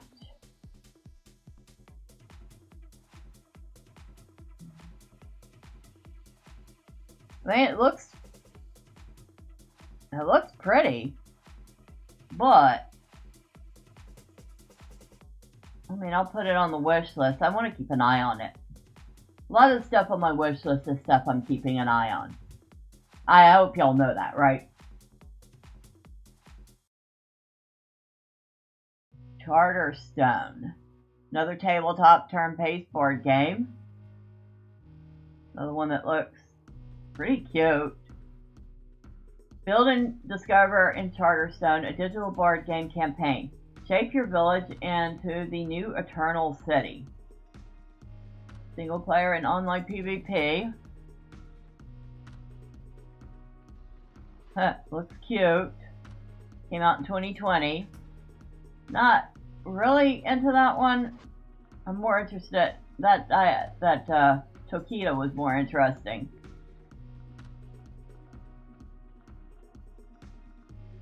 Fabled Lands, that's what got us down this rabbit hole. I have Road Warden. I should try it out. This one is a text-based pixel graphic RPG. I think I picked that up Humble Choice or something.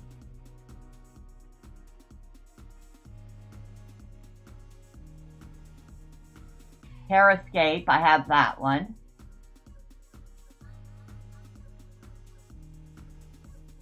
Stone Age Digital Edition. That could be fun.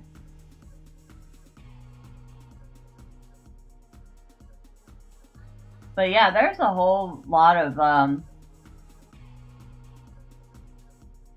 Pile Up is fun. Challenging but fun. It's one of those games where you have to build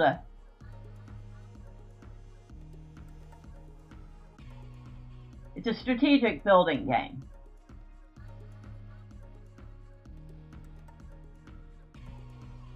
And you can build wrong and cause your growing settlement to collapse on you, which is part of the fun of it.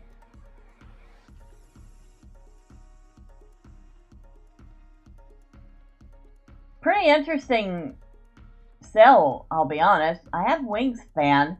Honestly, I didn't really like it that much, even though it's overwhelmingly positive. It's also not on sale right now, so I think that's another one I got courtesy of Humble. Or I either got it on sale for like incredibly cheap. Here's one called Here Be Dragons, but it's also mixed reviews. Alright, I think that's enough looking at those. But there is a turn-based carnival going on right now, and it looks like there's some pretty good sales if you're into turn-based games.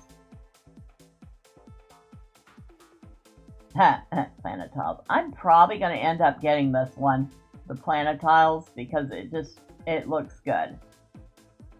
Cyberpunk 2077 is 65% off. We looked at that. Gloomhaven is 65% off. That was in that turn-based sale too. River City Girls is 65% off right now. I think somebody gifted that to Cass, and I put it on my wish list. Probably not going to get it. I don't know if it's totally my style of game, but it looks interesting. Now, here, Tony Hawk Pro Skater 1 and 2 is 60% off, making both games together $16. Now, I didn't play 1, but I played the absolute hell out of 2. I loved Tony Hawk 2. I don't know if they've changed it in any meaningful way. Like, I would have to get it and try it out, but 2 was awesome. And of course, I'm sure, I don't know, did they change the soundtrack? Because that would be a shame, because the soundtrack was absolutely awesome.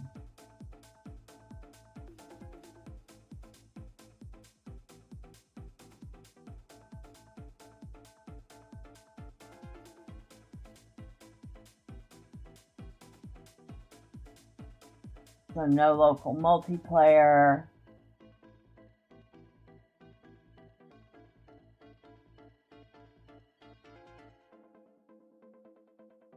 Always online for a single player. Although I guess, I mean, it does have multiplayer features.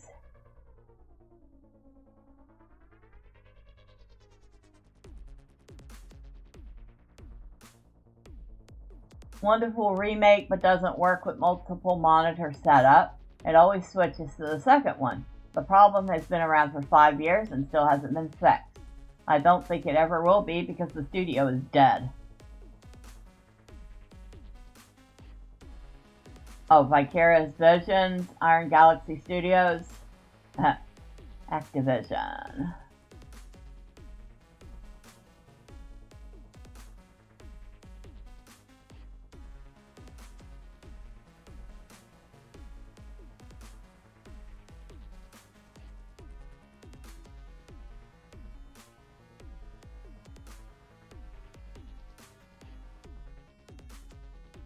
But yeah, the original Tony Hawk 2 was fantastic. I would actually have to get this one and try it out to see if it lives up to the original version. Oh, the Oregon Trail is 60% off. I know, we just had the Oregon Trail, that's like an old game. Now, this is not the old game.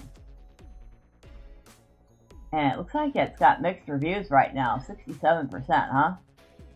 It's mid, like any game that has pros and cons. Unfortunately, it releases a DLC instead of fixing ugly issues.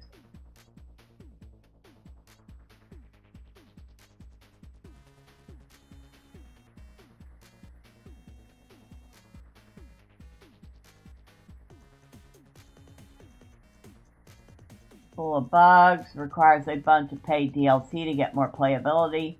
That is not the whole purpose of the original Oregon Trail. The original Oregon Trail was a complete story.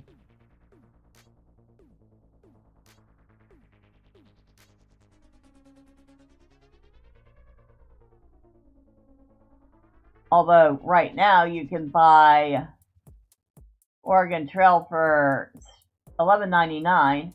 Or you could buy it with the Cowboys and Critters DLC for $13.61. So it's pretty cheap. Still, the original Oregon Trail was a complete game, you know? Visions of Mana is 50% off. I tried this. I tried the demo of this. It was actually seemed pretty fun. Like a Dragon, Pirate Yakuza in Hawaii. I was gonna say Pirate Yakuza in Hell. Okay, now that I think about it, a Yakuza game set in Hell could be funny. Cocoon is 50% off, which is kind of a puzzle type game. It takes you on an adventure across worlds within worlds. Master world leaping mechanics and solve intricate puzzles to unravel a cosmic mystery. And it's a very, very pretty game. We can tell. It's one of those very pretty games, but also very please use your brain games, which is of course always good. So if you like that type of game, Cocoon is 50% off. Another 50% off game, Somber Echoes. I think I just kind of had this one hanging around because it looks good, but it's also a 2D platformer, and I'll be honest, I am not as good as those as I used to be. Armed with God-given powers, the revived Tribune Adrastia is given a second chance to save the universe from her maniacal twin sister, find secrets, acquire upgrades, and dominate mighty foes through sheer combat prowess as you explore and conquer the horrors of the forsaken vessel Atrometus. Yeah. $12.49, that's a pretty good sale. I mean, 50% off is nothing to sneeze at, although, 60% off would be better. I mean, just saying.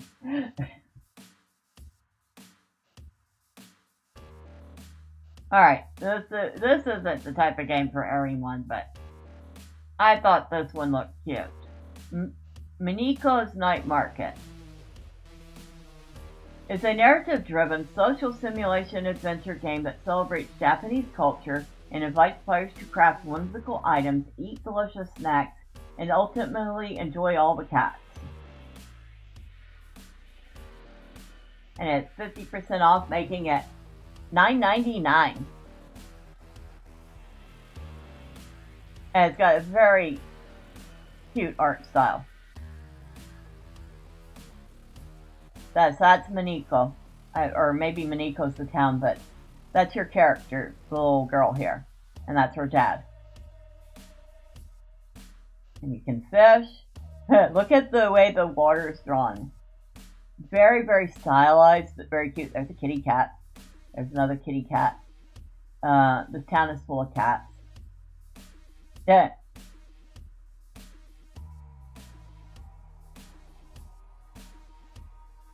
Yeah, I tried the demo for this. It was very nice. And once again, the artwork is just beautiful. Maybe I'll go ahead and pick it up while it's 50% off. I don't know. There's the Yakuza 0 and Yakuza. I put them all on the list, even though I'm not sure.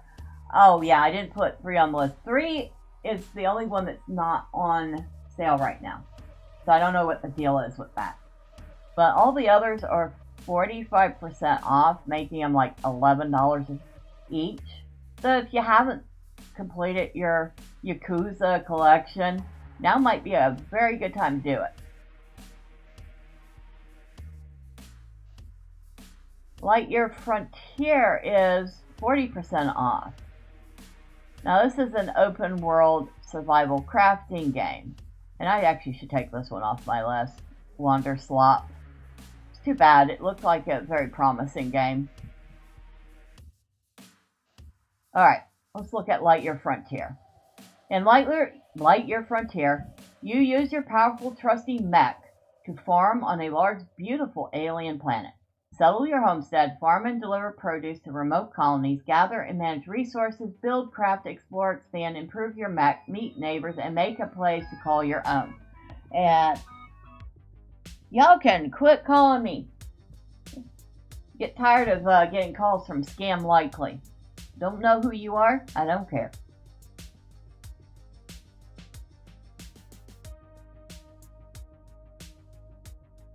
So 40% off. Still early access. Requires a EULA.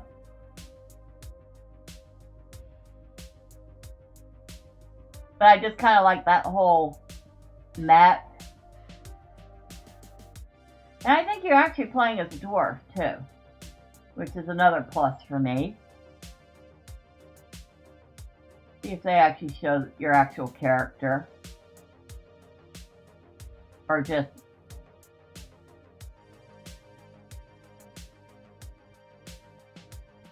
Oh, well, I see a character here, and it looks like it's short and stout.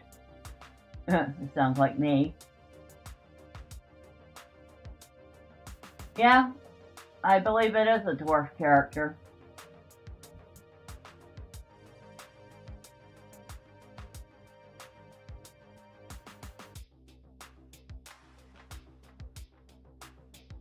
Anyway, it goes down. We're in the 35% off territory. Final Fantasy IV is 35% off. Ooh. Ooh. I really do want 3 and 4. I remember playing 3 and 4. Ah, that was so long ago. You know? Against the Storm, Keeper of the Stone. So the DLC for Against the Storm is 35% off. I should get it and go back to playing Against the Storm. Gus got that for me. It's a fun game, very challenging. Wonder if the actual game is on sale. Hold on.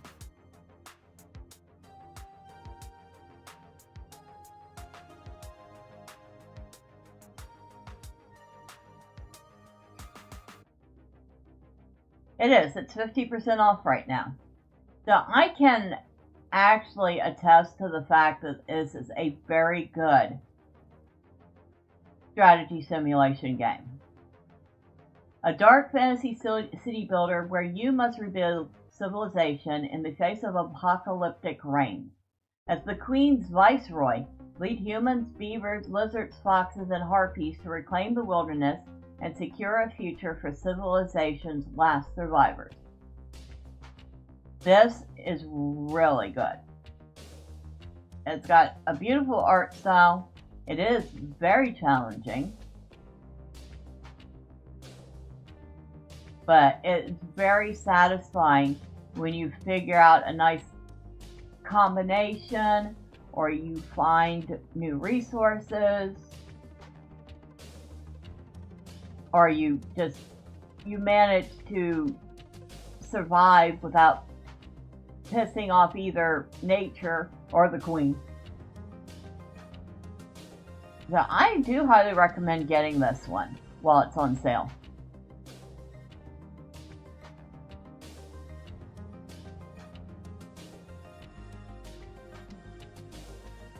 And then we got some cheesy little, oh well, that's not cheesy. Heretic and Hexen are on sale 33% off, making the pair of games $10.04.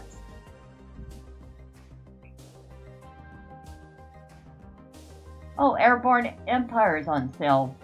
Only 30% off though.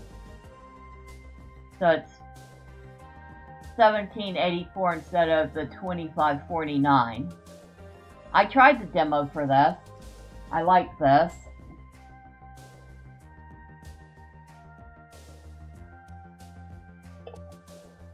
But since I have Airborne Kingdom already, I won't worry about getting Empire until it gets a better discount. This is cute. Luma Island, another farming sim type game, but it's cute. It says get ready to explore, farm, fish, mine, craft, and raise magical Lumas as you solve puzzles and embark on quests across Luma Island. Play solo or team up with friends in 1 to 4 player online co-op. Choose relaxing, cozy, challenging adventure, or epic hero mode to match your mood and playstyle.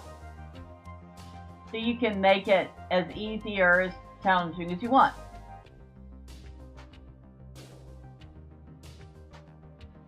So, with the little teeny tiny camper. Boy, in real life, a little camper like this is great for a weekend, but don't take 4 cats with you in it. You won't have any privacy whatsoever. What? Never mind. We're talking cats. You don't have any privacy whatsoever anyway. That's why there are signs that say, "Welcome to the bathroom. A cat will be with you shortly."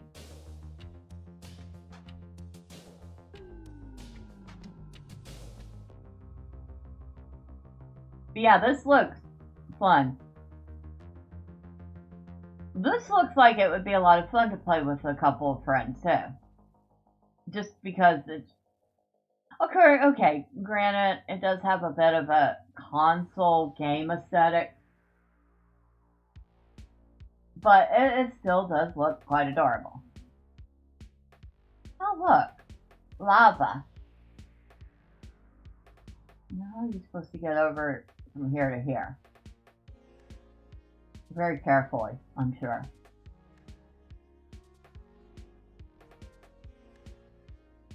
I would play it just for the adventure. I'd want to go explore all the dungeons.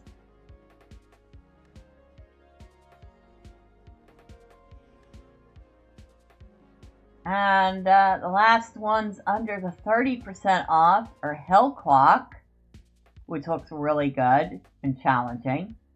Rogue Genisha, which actually looks pretty decent. It says walk upon a new world and slay foes, endangering it. Rogue Genisha is an action roguelike game where you fight relentless hordes consisting of hundreds and thousands of monsters, make your build, break the balance, defeat bosses, and save one of the many worlds.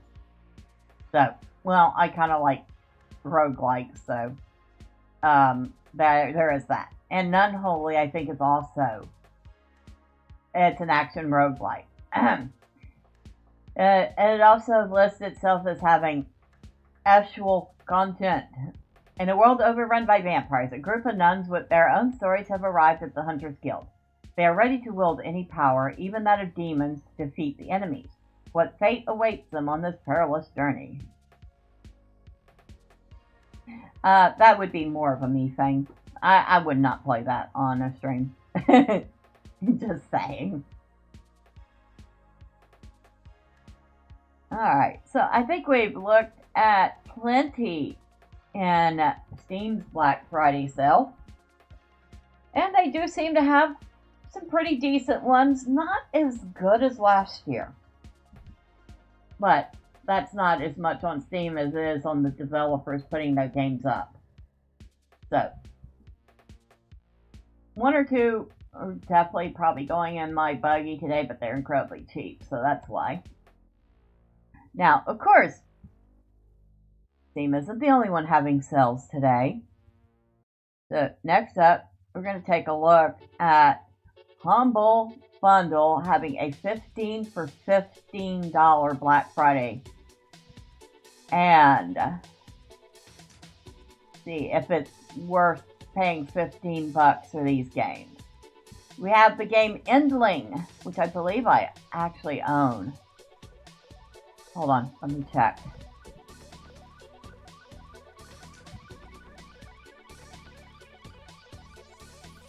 No, I don't.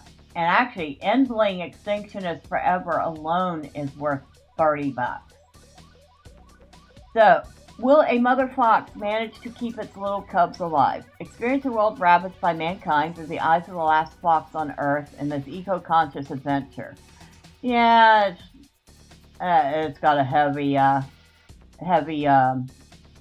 environmental theme. Discover the destructive force of the human race, like it, day after day corrupts, pollutes, and exploits the most precious and valuable resources of the natural environment. I mean, I'm not gonna lie, and companies, corporations race to get more resources to use in making stuff. They're making a mess. That's not people, that's corporations. Explore various 3D side-scrolling areas and defend your tiny fur balls. Feed them, watch them grow, notice their unique personality and fears, and most importantly, help them survive. I hear this one had a really sad ending, though. I don't think I could even play that. Then we have Creeks, which is $20. And it says, meet your new neighbors. The ground starts shaking, light bulbs are breaking, and something rather unusual is happening right behind the walls of your very room. Equipped with nothing but wit and courage, you slowly descend into a world inhabited by avian folk and seemingly deadly furniture monsters. And this is from the creators of Machinarium and Samarost. So they make some weird games. And I wonder, do I have that? Because I have one or two of their games.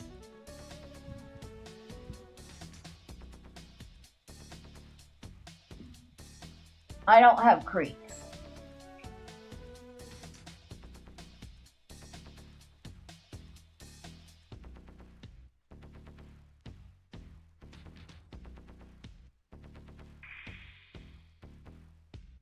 I don't have Machinarium either. So which one of their games do I have? I know I have one or two of their games. And oh, the developer is Amanita Design. Oh yeah, I have Samarost. I have Churchill. I have Botanicula and Samarost 2. I have Machinarium on my wish list.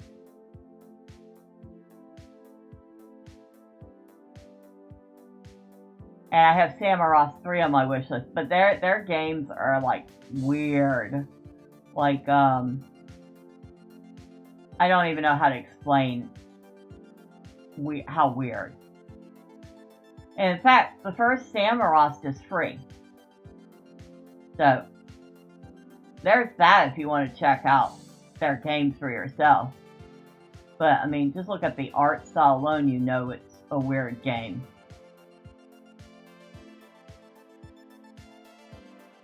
So if you happen to like that offbeat type of what the heck did I just play type of game,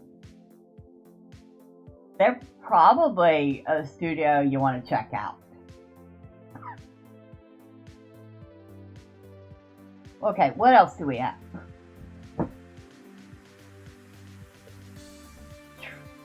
Trinity Fusion, which is usually $20. Take control of your parallel selves on a mission to save the dying multiverse. Explore dark sci-fi worlds and engage in fast-paced, smooth, and precise combat. So this is a roguelike. Interesting. Developer Angry Mob Games. Then we have Turbo Kid, which I don't know, sounds kind of cheesy. A BMX-powered pixel art Metroidvania gore fest based on the film Turbo Kid. You play as a lone warrior on a quest across a wasteland riddled with scoundrels and creeps who you'll have to go through literally in order to survive. I mean, it could be fun. It just kind of seems cheesy. It's also usually $20. Eternal Threads. A single-player, first-person, story-driven puzzle game of time manipulation, choice, and consequence. As an operative tasked with fixing corruption in the time stream. You have been sent to the north of England in May of 2015, where 6 people died in a house fire. Prohibited from simply stopping the fire, you must instead manipulate the choices made by the housemates in the week leading up to it so that they all survive the event. Yeah, you can get off with that. Not my type of game. But it's usually a $30 game.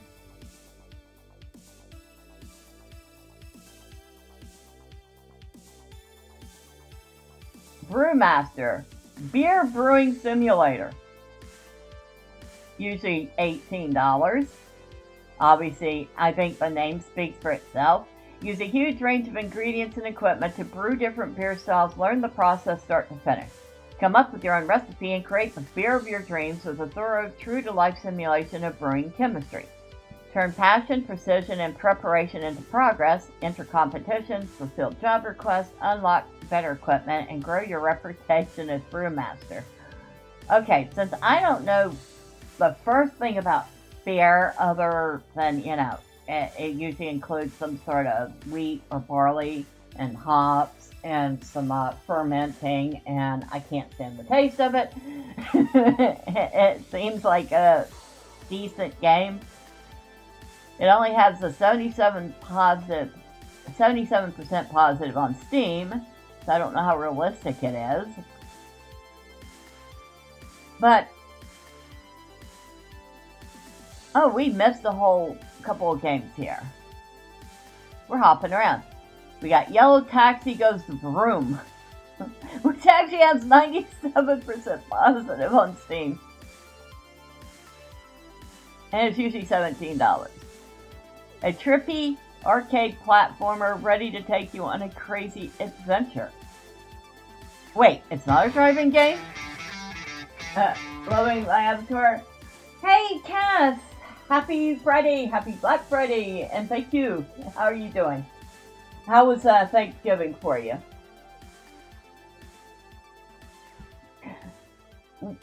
In this chaotic platformer, you spend more time in mid-air than on the ground, even though you have no jump button. String together moves to reach spots even the developers haven't accounted for as you flip, dash, and bump your way to new heights. I will be honest, this looks like it would be a really cute game. Alright, we have to look this one up on Steam. Yellow Taxi goes from... What a name.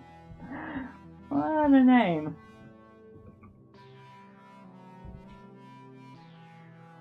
Everything went well on Thanksgiving, thankfully. Hopefully yours was wonderful. Mine, well, let's just say it hasn't happened yet because my roommate is visiting his mom.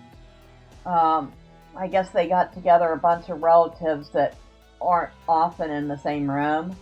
And since everybody's getting old, they figured that it might be the last time some of them are able to go to an event, which is kind of sad.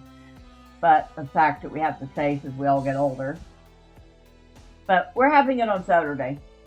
Got the turkey thawing in the fridge, got all the fixed things. Gonna go nom nom on Saturday. So it's not on sale right now.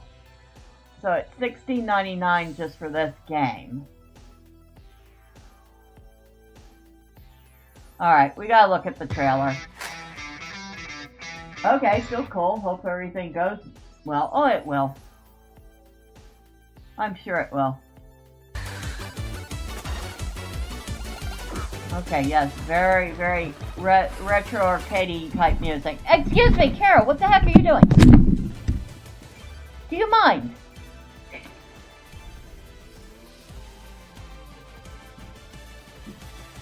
Little brat. No, I'm not opening the window. I like to keep my eyeballs intact and the sun's right in my face.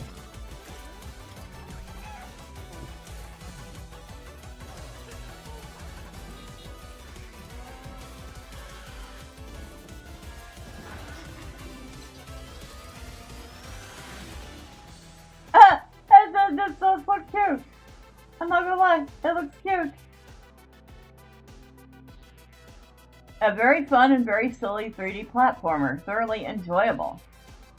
Absolutely love this game, well worth the buy. Unique, cheerful, chaotic.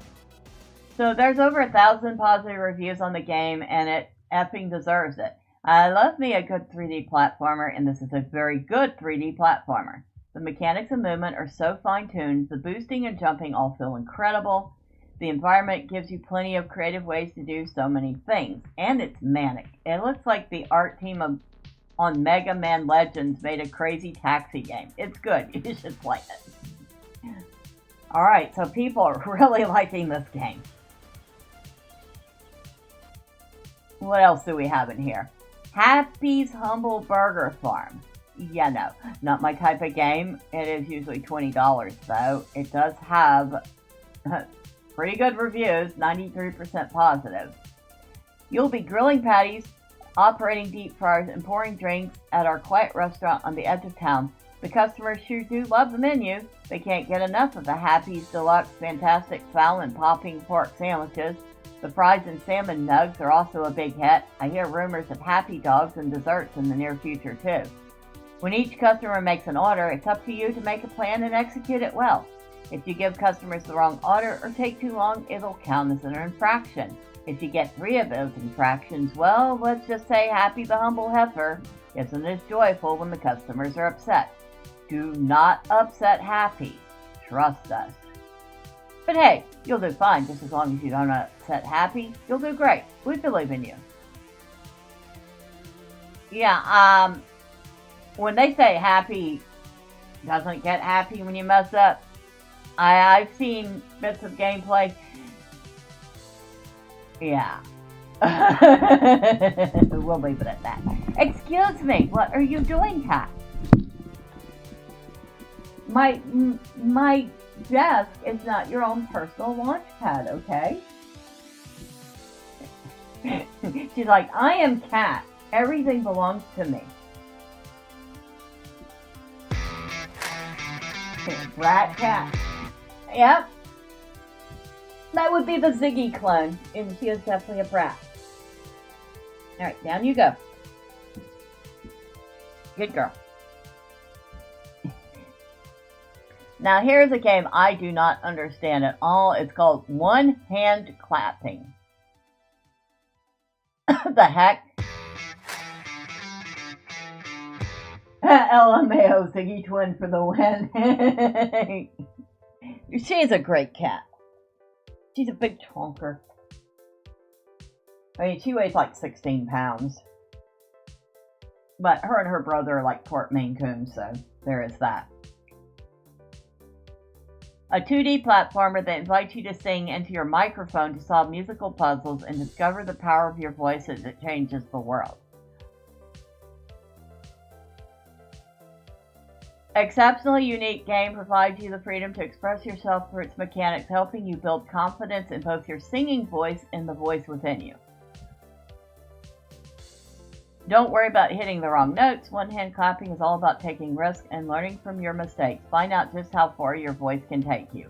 What the actual heck? That's unique. But nobody wants to hear me singing. So, no. Castle of Alchemist. Usually $15. Forged by battle, perfected by alchemy, first of its kind, last of line of our defense. Bellator de Alchemia. Castle of Alchemist is an action RPG and tower defense hybrid, where you take on the role of Bellator, an alchemically enhanced super soldier, and fight against relentless hordes of enemies from other worlds. Craft items with randomized abilities that only a super soldier can wield, lay down deadly traps, and build towers, mutate, and advance to your perfection. Crush hordes of enemies as you reclaim the castle from the invaders piece by piece. If they come by thousands they shall fall. Actually looks kind of interesting, I'm not gonna lie. Yes, we can.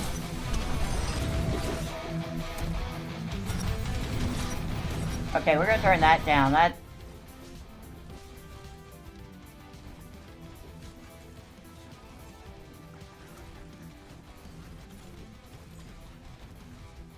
This is actually looking pretty good.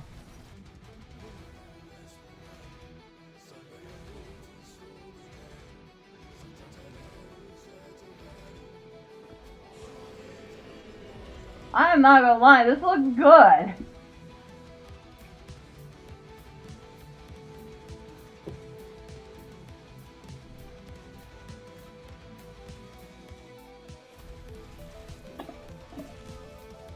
I don't know, what do y'all think?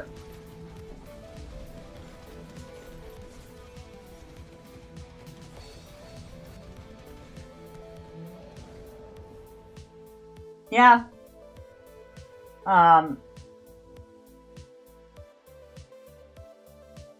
That one looks fun. Then we have a game called Silt. Interesting game. Yeah, it is. Silt. A surreal underwater puzzle adventure game. Alone in an underwater abyss, you are a diver searching the deep to uncover long-forgotten mysteries. Possess the creatures around you to solve puzzles and travel further into the darkness. Nature has evolved into bizarre forms. Discover strange organisms, unexplored ruins, and ancient machinery hidden beneath the water's surface. Okay, that sounds kind of interesting too. I like the art style. One of the most beautiful adventure games of 2022.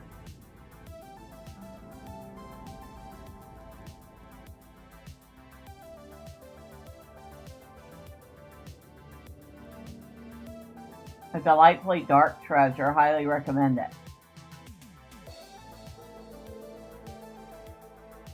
Intriguing and unsettling.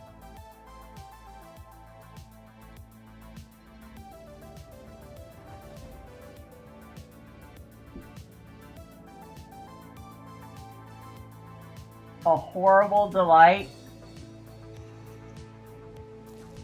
Oh!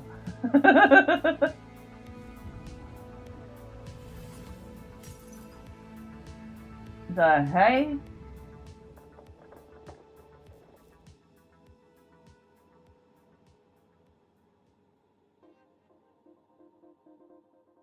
Hey, that's actually pretty unique.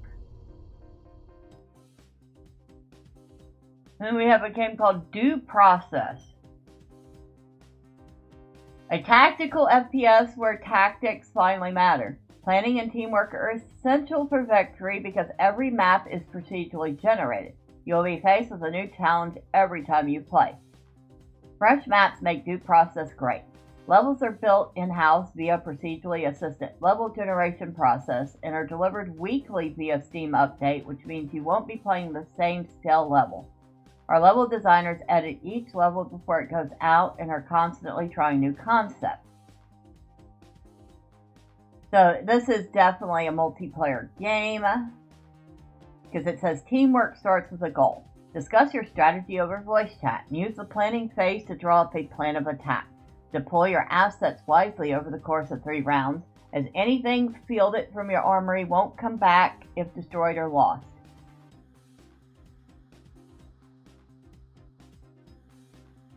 And servers are available in the US, UK, Australia, Japan, Singapore, Brazil, and Russia.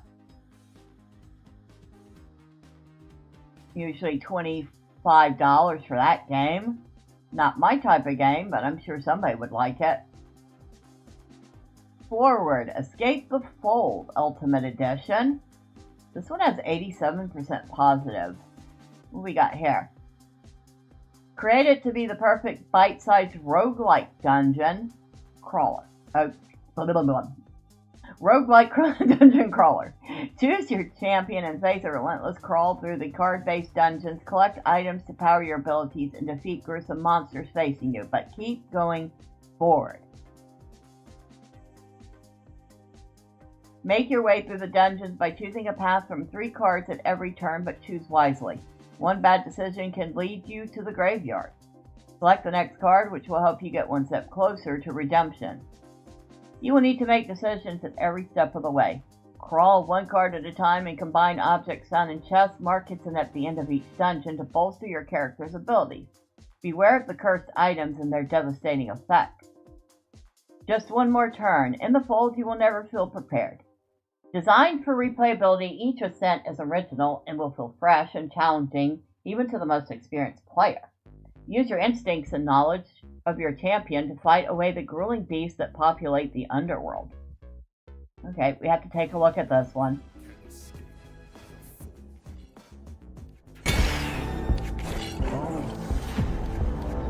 Okay, it's a deck builder, not my style of game, but we'll look.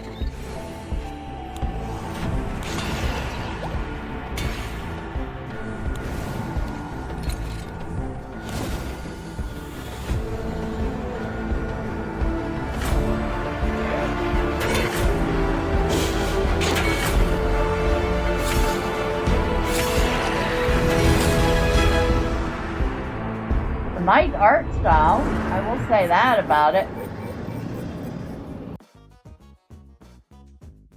That one's usually $10 on Steam, so if that was the only one you were interested in this, I would just say go ahead and get it. And then we have Townsmen, A Kingdom Rebuilt. Now this one I know I have. Welcome, Your Highness, a vast land awaits your settlers and is ready to be colonized. Send your architects and builders to plan and construct a city, but also send your craftsmen to cut some wood and mine ore. Make sure your fields are fertile grounds to get all the food for your hungry subjects. Townsmen, A Kingdom Rebuilt hands the crown to you. Guide your people from their first steps in a small village to a massive medieval metropolis with thousands of inhabitants. I have not played this much. I think I tried it out, but I wasn't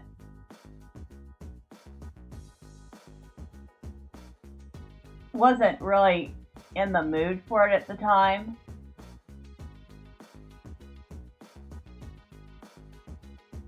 But yeah, I do own it.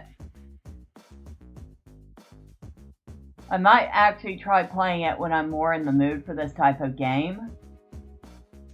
But it does look like it would be a good game. If you like strategy, simulation, or colony sim get type games. And it's got a nice art style. So it's pixel art. No, it's not pixel art. My mistake. It almost looks hand-drawn, doesn't it? But yeah, the art style's nice. Very, almost storybook-like. Maybe that's why at a small size, I thought it was pixel. It's got a very storybook feel. Lightning strike. Ooh. Well, that house is toast.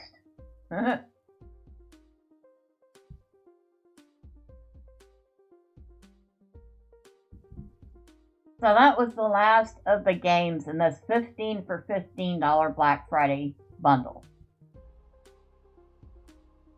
Now I'm kind of curious. I'm going to go through and we're going to do some quick math. 30, 50, 70,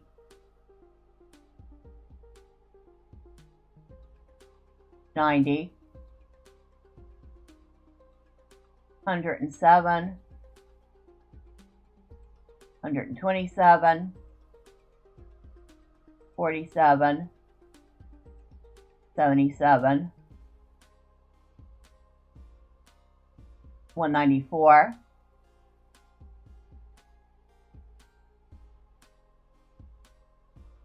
209,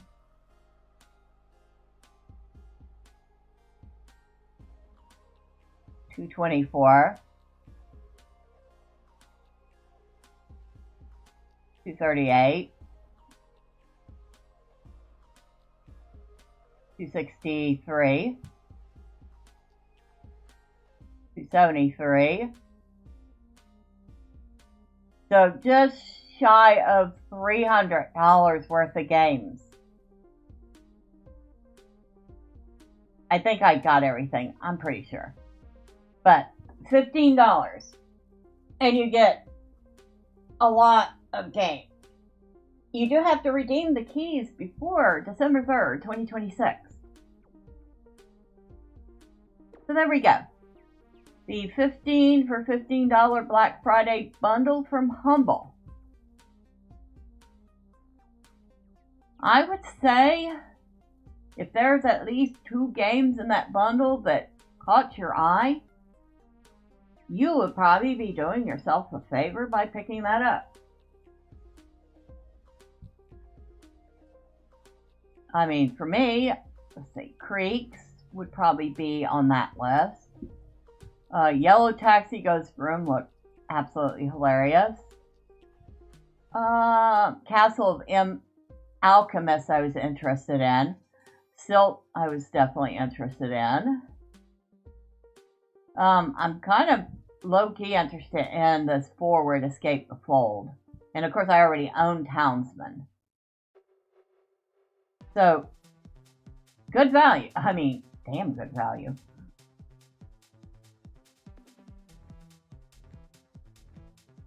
Alright. Now, before we continue on to GOG, and wow, it's already that late? No wonder Maylee's pestering me. She's like, excuse me, a servant. You have not fed me in 2 hours. I am starving. I'm like, Cat, quit being so dramatic. I want to check something real quick.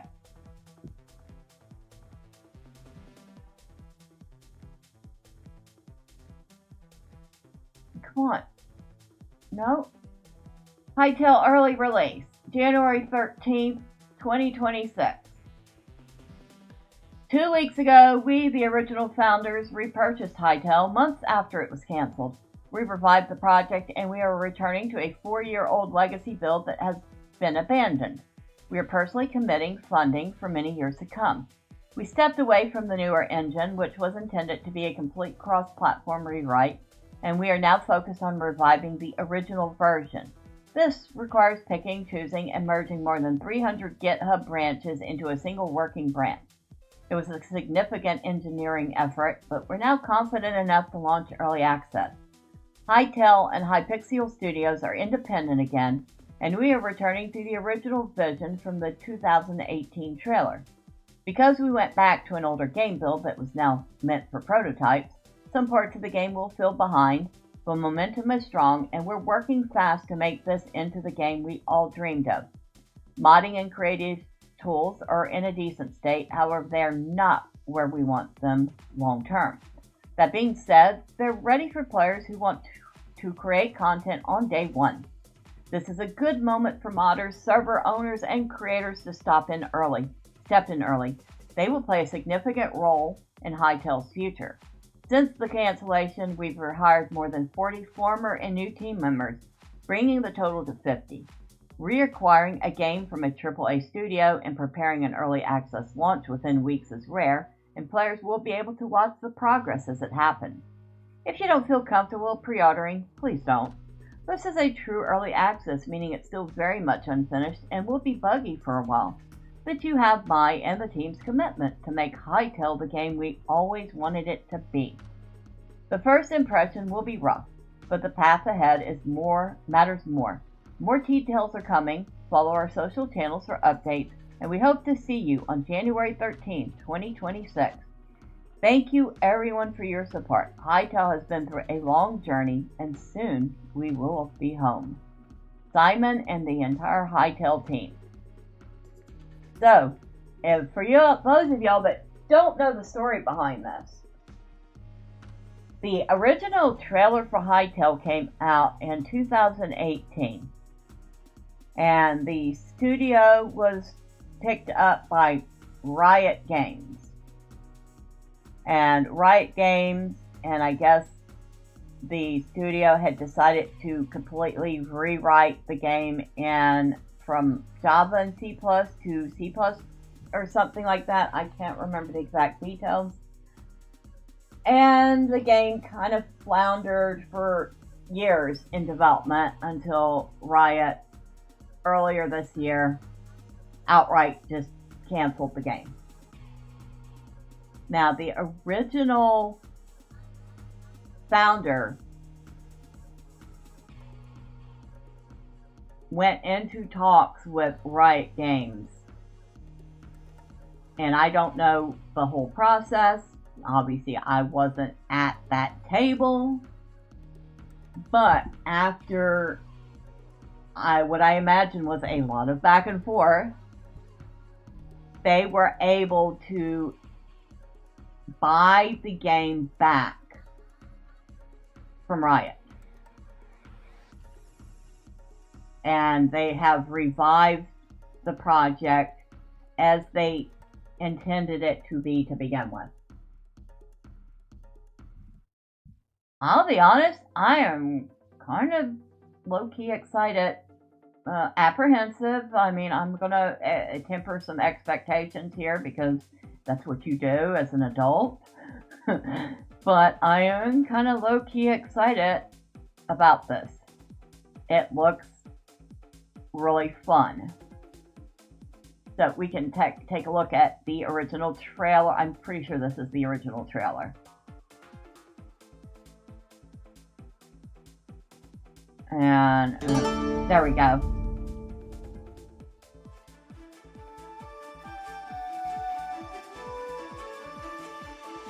Take a look at, okay, yes, it's voxel art. But this just looks good.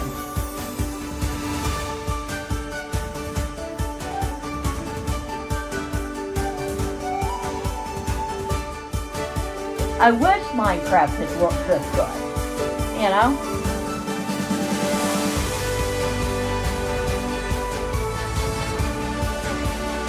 Oh my god, look at this. And we might want to turn the music down. I don't want to get any copyright claims. But y'all should go check out the trailer yourselves. I mean, this Wow. A fun fact, I did play Minecraft for several years. Until Microsoft decided that we had to have a Microsoft account and migrate our Mojang account to it. And I said, no, I'm not interested in having a Microsoft account.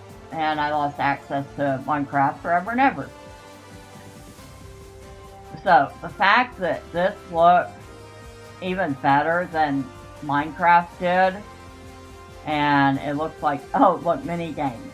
So you can have some PvP going on in your Hytale server. A lot of, modding built in. Serious character custom. Wait, what? Were they actually watching a movie together there? Yes, they are. Watch videos together. Live scripting. The fighting looks so fun.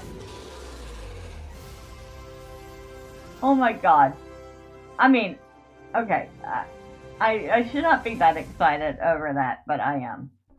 So it is coming out into early access on January 13th, and I can't wait. And they have already said that it's only going to be $20 for it.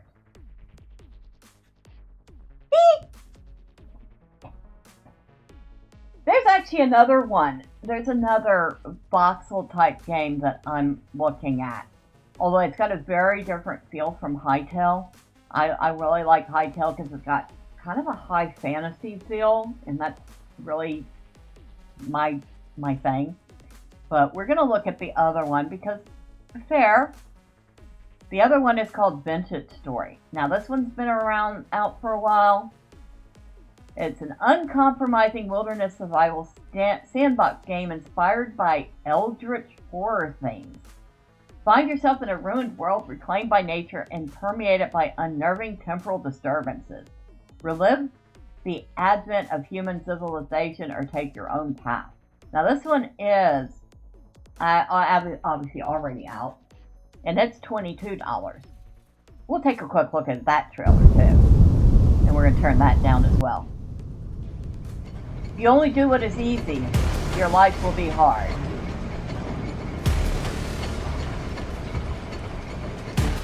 Again, we're turning that down because, music.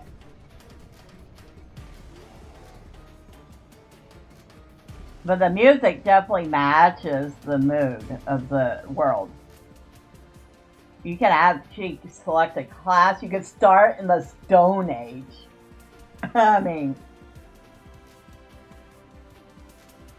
Again, this looks better than Minecraft.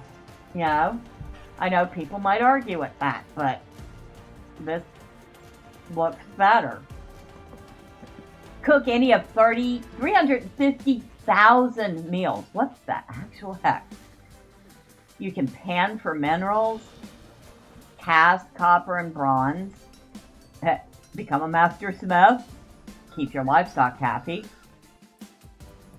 endure temporal storms. Remember to rotate your crops. Preserve food in cellars. Weather the 4 seasons.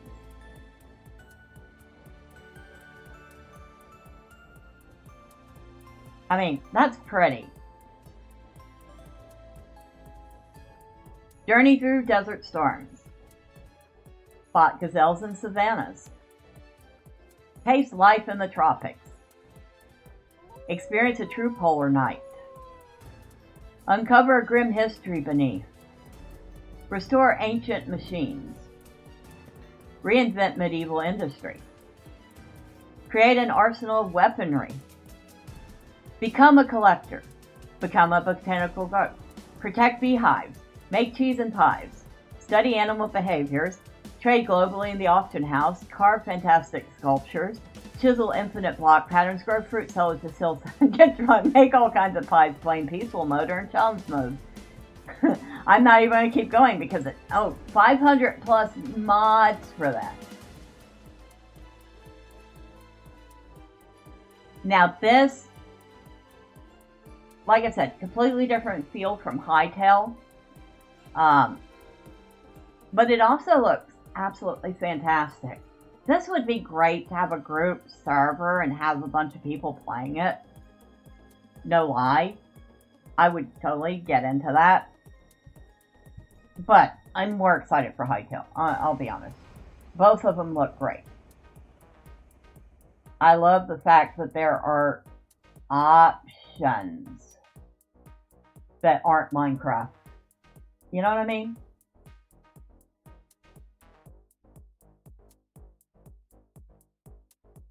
So, we have looked at Steam sale. We have looked at the humble Black Friday bundle. We have gotten a little too hyped over the announcement of the early access release date for Hytale. No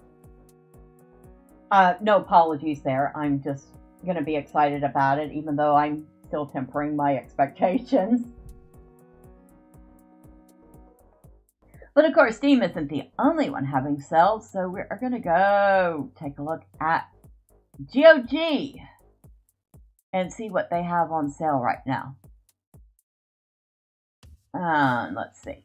Of course, GOG is known for older games, and some of this stuff at the beginning is DLC, but not all of it. So, SteamWorld Quest, Hand of Gilgamesh,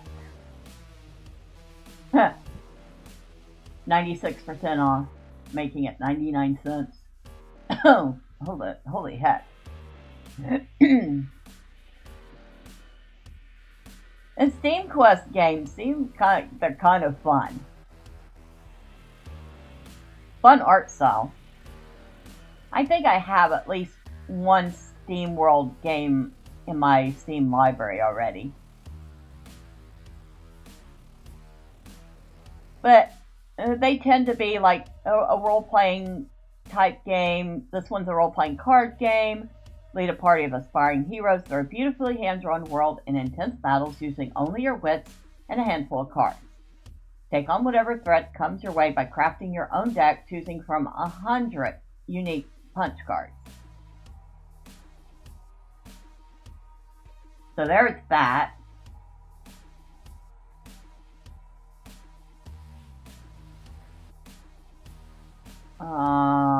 What else we got? We have something called Cybernetic Fault, which is 95% off, making it 48 cents.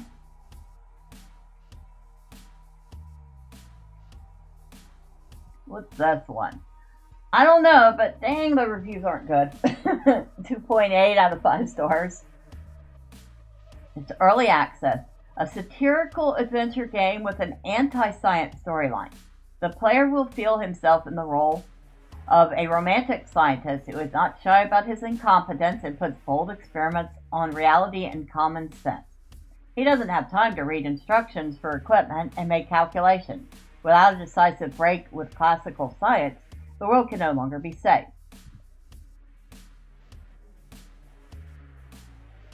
In fact, the protagonist is not always right. He doesn't have to be right at all. Sometimes the fate of the world depends on half-educated people free from unnecessary knowledge. To conduct breakthrough scientific experiments, scrap iron is enough to close wires. To say a new word in science, just press the red button. Or at least forget something, mix it up. This is science. Welcome to reality. What the heck did I just read?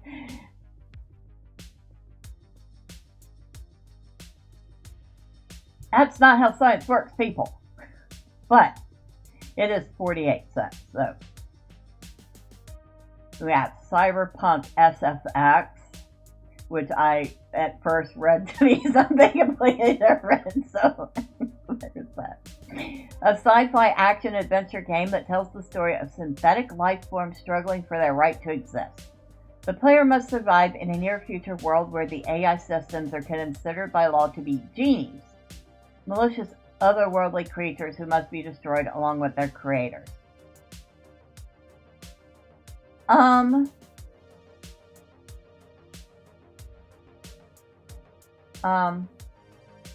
Actually sounds kind of interesting. I'm not gonna lie.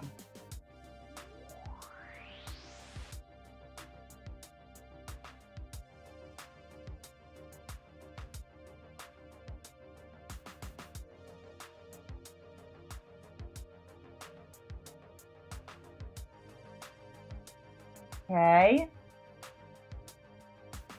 In the future, an acceptable level of economic growth is impossible without AI. The lack of scientific method means the society is doomed to stagnate, face trade union conflicts, acts of civil disobedience, and populism, but not everyone is ready to cheerfully accept the potential solution. It's rather naive to imagine that getting synthetic pets is enough to address the key issues without spawning new ones. When people cling on to life but abandon independent thinking, they eventually lose both. Isn't it time we stopped avoiding life and took our cue from the new forms that are currently busy proving their right to exist?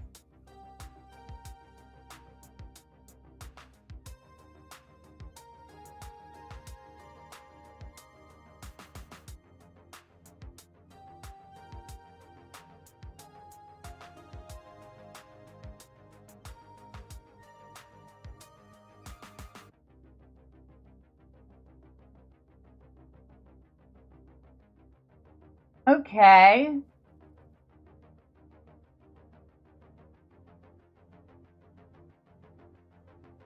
That's kind of interesting. I'm almost tempted.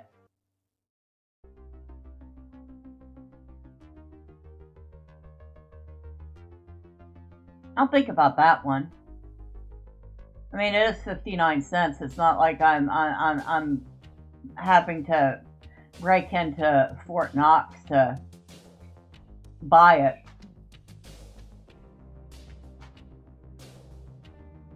Deadly Premonitions Director's Cut. Yeah. Okay. When did this come out? I don't even know. 2013. Oh, this game is old. 2013. Works on 7, 8, 10, and 11. Playing a special agent, Francis York Morgan. Call him York, everyone else does. It's your job to investigate the brutal murder of a young local beauty in the town of Greenville. Amidst the backdrop of soaring mountains and a small American suburb, York must solve the mystery of the Red Seed murders and stay alive in a place where supernatural creatures and a mysterious raincoat-clad, axe-wielding killer seek to end his investigation for good. Part suspense-filled horror, part action-adventure.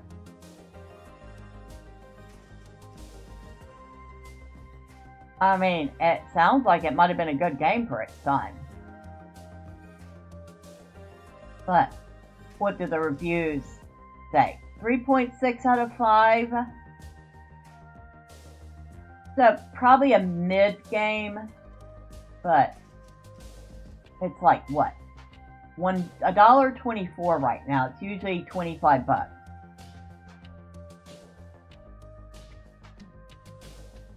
Dang. Alright. What else we got? What else catches our attention here? Everspace is 95% off. I know that's an older game.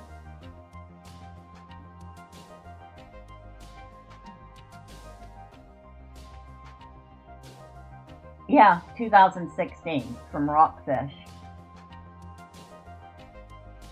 Single-player space shooter, combining roguelike elements with top-notch visuals and captivating non-linear story.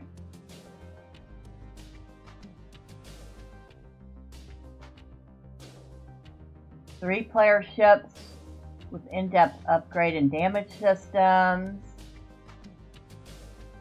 I vaguely remember when this came out. Wasn't my type of game. But I thought back then it had some fairly decent reviews. Not like stellar, but people liked it well enough.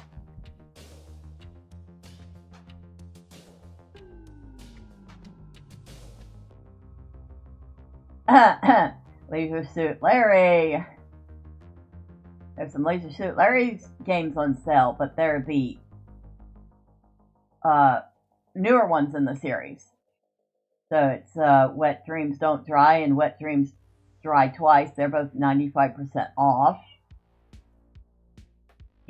Stop. I will feed you in a minute. I will. I promise. You won't starve to death in the time it takes me to get done, okay? That's the oldest cat, who, of course, is the boss. Poly Classics Wild. The heck?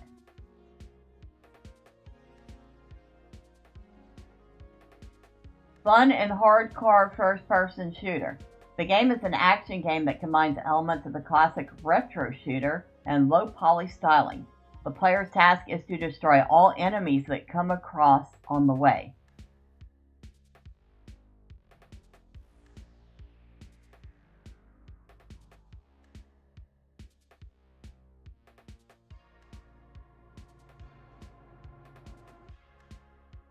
Gameplay takes place in a location made in the style of the Wild West, has different types of weapons, a pistol, shotgun, double-barrel gun, a minigun, a hammer, and a laser cannon.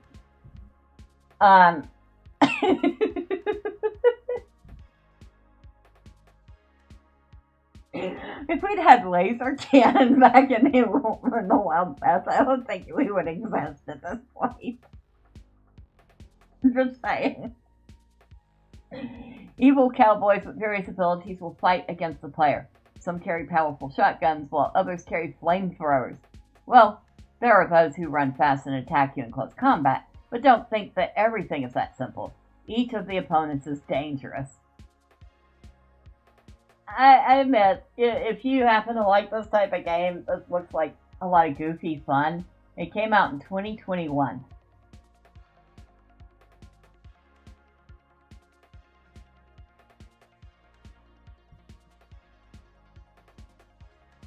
Another SteamWorld game, SteamWorld Dig 2. Now that reminds me, I was going to look. SteamWorld. So I actually have SteamWorld Dig 2, which is also on sale on Steam for $1.19, 94% off. It is cheaper on GOG right now. It's 99 cents on GOG. So there you go. One of the instances where GOG is cheaper than Steam.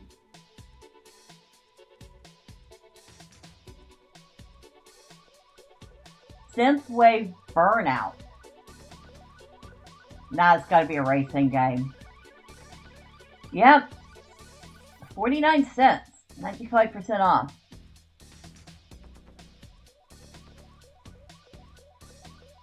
Game is currently in early access. The game has currently been in early access since 2021, apparently.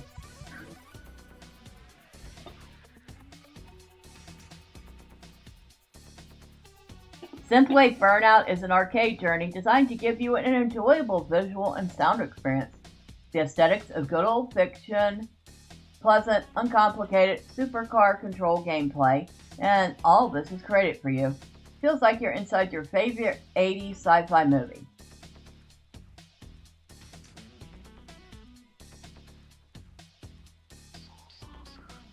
I mean, that might be fun. Of course, then I come from the era where Spy Hunter was, fun. Of course, the reviews are kind of meh. 2.6 out of 5. Avoid like the plague. This game is bad, as in really bad. It reminds me of some bad NES game from 1987. The concept is cool, synth racing and neon. There are cool games that has done this, like Sayonara Wild Heart. This thing, however, is not it. It's like a tech demo that's not finished, nowhere near it. The music is very, very bland. It feels like a 30-second loop. Not exactly Hotline Miami. The camera is inverted in the beginning when you walk up to the car. You drive along a super narrow road. If you touch the sides of the road, you crash. Game over. The gameplay is non-existent. Drive over icons, finish the level, avoid the unfinished traffic, but basically roadblocks. The driving mechanics are awful and stiff. The only cool thing is the background photo, which you see in the screenshot. This is the worst game I've played in many years. It's not even alpha. It's an unfinished idea. It should not be sold on GOG. I paid $1. I demand a refund.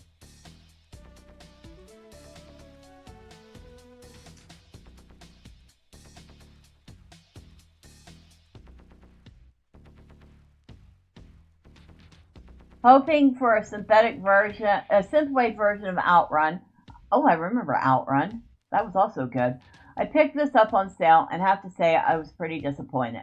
There's horrible clicking sounds interrupting the music, and the game just feels very basic and unfinished, despite the in-game message that it's out of early access. Well, that's not what GOG says. This is still in early access.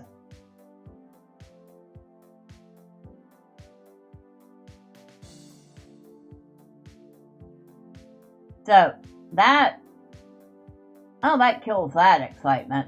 It sounds like this is pretty much maybe abandoned. You know? Well, that's too bad, because a synthwave version of an 80s style racing game would be fun. But it doesn't sound like that's it. I have Truberbrook already. I don't know if I have it here or on Steam. This is an interesting game. Enjoy an adventurous vacation to a 1960s parallel universe. A sci-fi mystery adventure game with handmade scenery. Imagine yourself on a vacation to Europe in the late 60s. Now picture yourself as a young American scientist. Hans Tannhauser. Yes, that's your name in this scenario. While you're at it, think of Truberbrook, a remote village in rural mountain-sloped and densely forested Cold War Germany, because that's where you somehow end up after hitting the continent, but who cares? You won the trip in a lottery. Or at least that's how it seems. But don't fear, instead of getting some rest, you could find yourself having to save the world.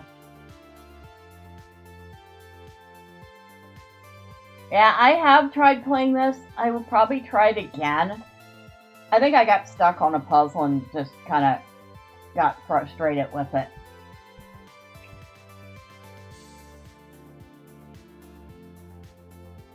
But it is 95% off for $1.49. And what I did play of it, I enjoyed. It looks nice. It ran well. It was rather interesting.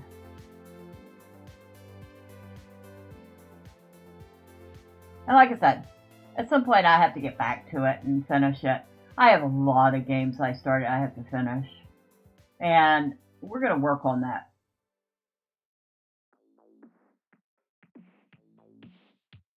What else?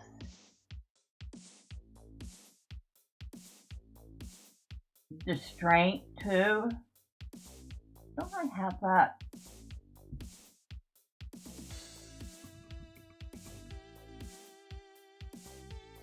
Yeah, I do. And it's Distraint and Distraint 2 are on sale on Steam for 86% and 91% off right now. So, it doesn't matter if you buy it GOG or Steam, it's the same price. Very strange little game, but it's got very good reviews. It's a 2D psychological horror adventure game.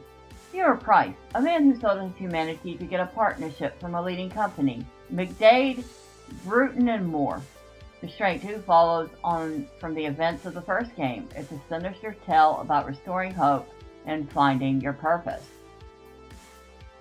And actually, I remember playing some of Distraint. Another one I have to finish. Was rather interesting.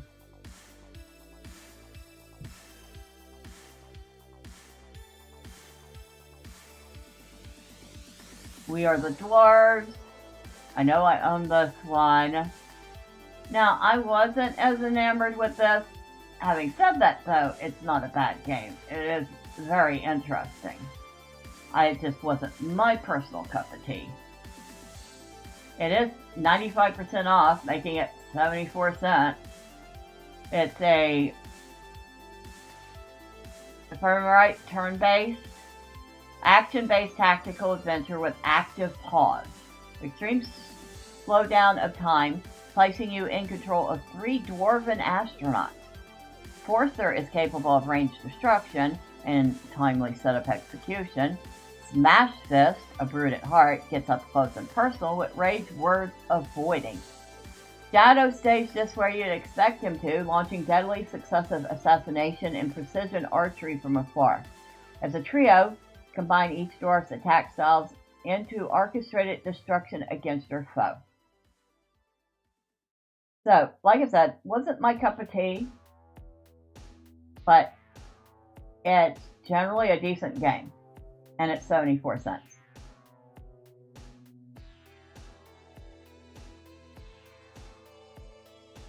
Inquisitor's Heart and Soul, another early access game.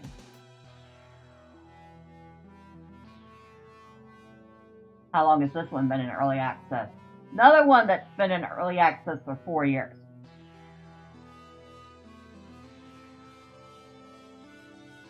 Game description looks great, but in practice it's tedious and deadly, a bad combination. The actual gameplay is limited. I forced myself on several occasions to play for around 15 minutes, and then I had to stop. Finally, I just uninstalled it. The game is listed as early access, but unless some substantial new mechanics are added, I cannot recommend this one. I will check back every 4 to 6 months and see if it changes. That was written in 2023. In fact, it looks like there's only 2 reviews. So,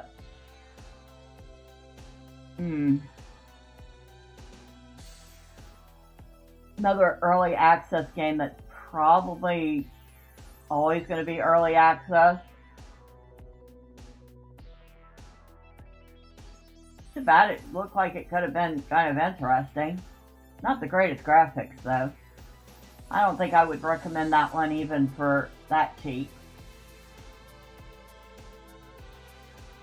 Here's one called A New Beginning, Final Cut. And one next to it called A Fistful of Guns. 1954 Alcatraz. Well, these are all like incredibly cheap, so 1954 Alcatraz is 99 cents right now. Oh, they're all 99 cents. I'm curious about this one. A New Beginning. Bioengineer Bent Svensson had to resign from researching alternative ways of generating energy. Now the former workaholic lives a secluded life in the remote forests of Norway. His early peaceful retirement is invaded by Faye, a young woman claiming to be a time traveler from the future. She tries to convince him that she's here to prevent the climate cataclysm from happening, and according to her, Bent's research is the last hope to achieve just that. However, his results are on the verge of falling into the hands of a reckless energy tycoon who cares for nothing but his own profit. Together, Bent and Faye now have to put an end to the imminent global catastrophe. 2010.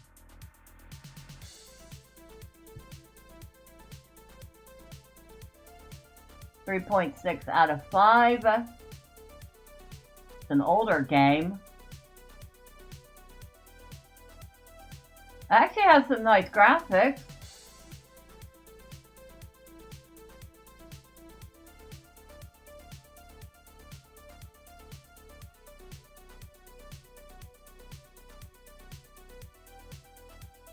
I have some very nice graphics.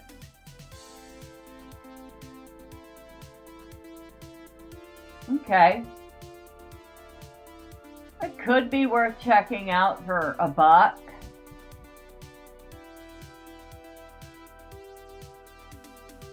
Tell you what, you can definitely trust GOG to come in hot with the deals.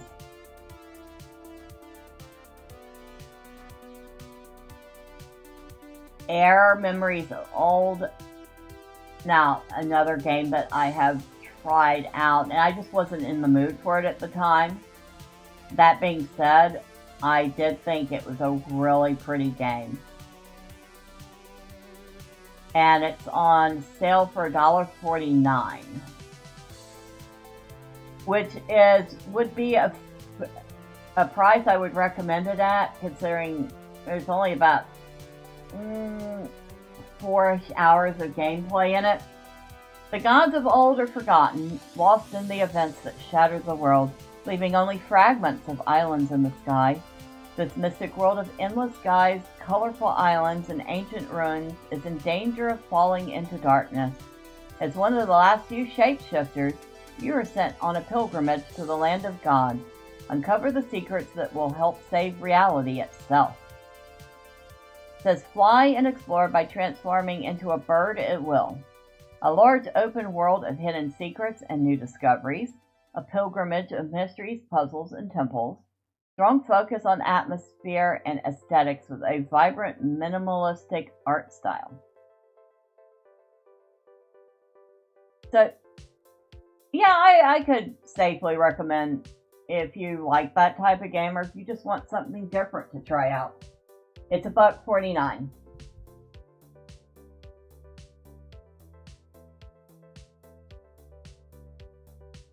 And I will probably get around to playing through the whole thing. I think I even have it on my Steam Deck right now. So that might be a good way to play on the Steam Deck.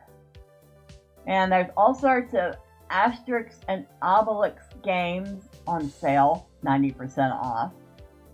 So Asterix and Obelix XXL 2 is $1.99. XXL 3 is $1.99.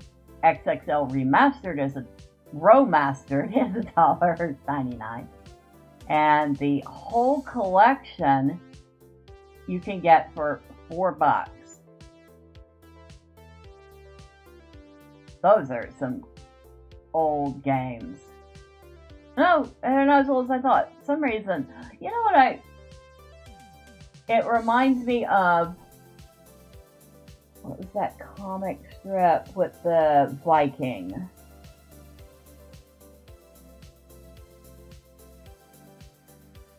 Hagar the Terrible.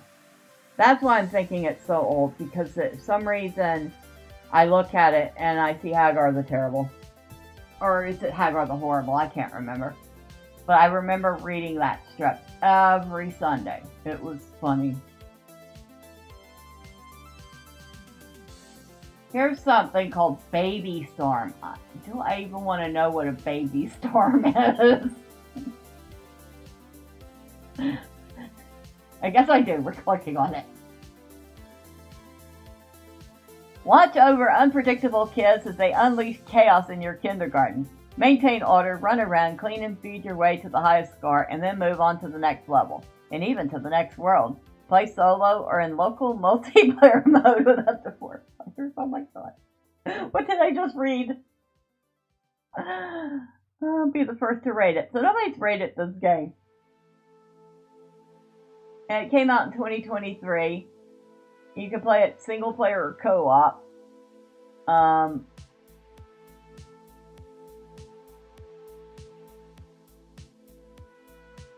So you have to keep all the babies happy. Is that what I'm reading? And keep them from getting into mischief? It actually sounds like it could be a fun little game. So nobody's reviewed this here. Let's see if this is on Steam, because it's got to have reviews somewhere, right?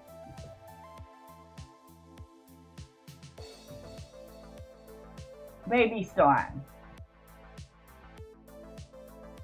It has 12 reviews on Steam. 83% positive. Smooth daycare simulation with lots of pain cleaning poopy, changing diapers, giving toys, and stopping baby fights. Gets repetitive, so buy it on discount to play co-op as couch casual and feel the wrath of babies. Here's somebody didn't recommend it. I like the gameplay and levels, but it's glitchy, i.e. changing tables stop working sometimes, or the toys get stuck behind something. and it's a very limited game. I finished it in 4 hours, which is a very disappointing amount of time for a fairly expensive game for what it is. Unless they do a massive update with new levels, or there's a ridiculously good discount, I do not recommend. Well, currently on GOG there is a ridiculously good discount. So I guess he would recommend it under those circumstances. Or she.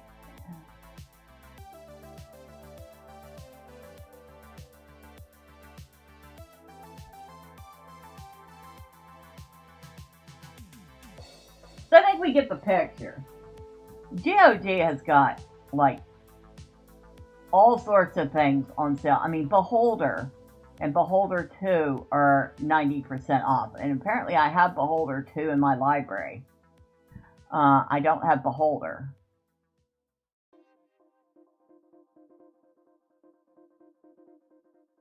And it says, welcome to a grim dystopian future.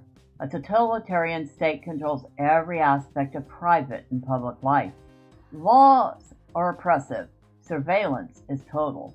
Privacy is dead. But freedom lives. You are the state-installed manager of an apartment building. Your daily routine involves making the building a sweet spot for tenants who will come and go. However, this is simply a facade that hides your real mission, spying on your renters. Your primary task is to covertly watch your tenants and eavesdrop on their conversations. You must bug their apartments while they're away, search their belongings for wherever can threaten the authority of the state, and profile them for your superiors. You must also report anyone capable of violating the laws or plotting subversive activities against the state to the authorities. You must. But will you? You are a cog in a totalitarian machine, but you can still choose to cling to your humanity and empathize with others.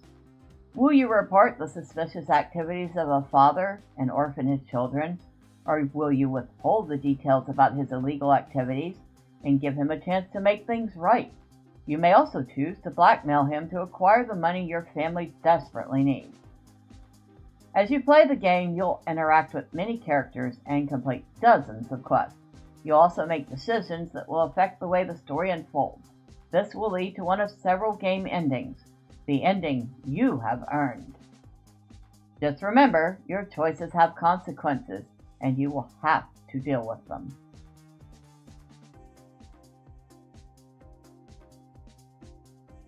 Apparently there is a Beholder 3 as well. So like I said, I have Beholder 2. Again, we are in this dystopic society. Every citizen of our great state dreams of working at the Prime Ministry. You are lucky, in turn. Your dream has come true. While you're at the bottom of the career ladder, that is more than many of your fellow citizens will ever achieve. Have you already decided what you're going to become? Will you become a diligent and responsible officer decorated by the wise leader himself? Or will you become a hardline careerist capable of destroying anyone who stands between you and the Prime Minister's seat? Maybe you're just a whistleblower. If so, who sent you and why? Whatever the case, you are now part of the ministry. From this moment on, no one beyond these walls has ascendance over you. You are free to shape your own future. So what are you going to become?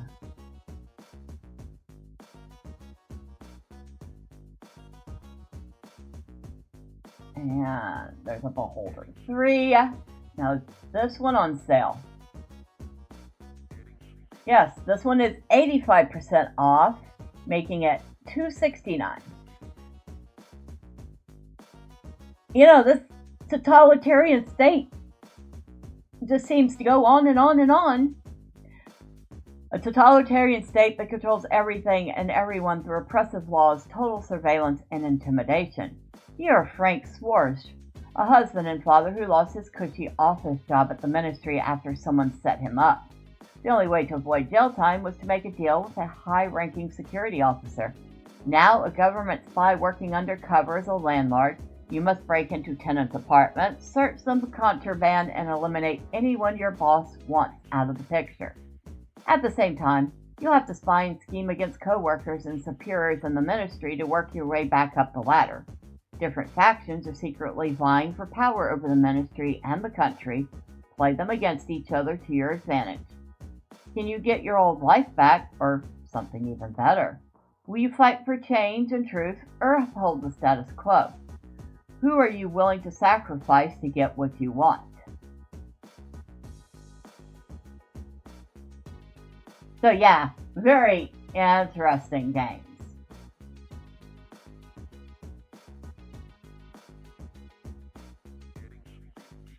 Bridge Constructor Portal. I've seen this, but I haven't even finished the actual Portal game, so I'm not interested in buying that app. Bridge Constructor Stunts. Bridge Constructor Playground. Bridge Constructor. So there's a lot of Bridge Constructor games on sale. I mean, we could keep going, but we won't. There's there's even a Walking Dead version. Oh my god. Alright, one more page and I think we're done. Because we can see that this is just like, okay, there's okay, never mind.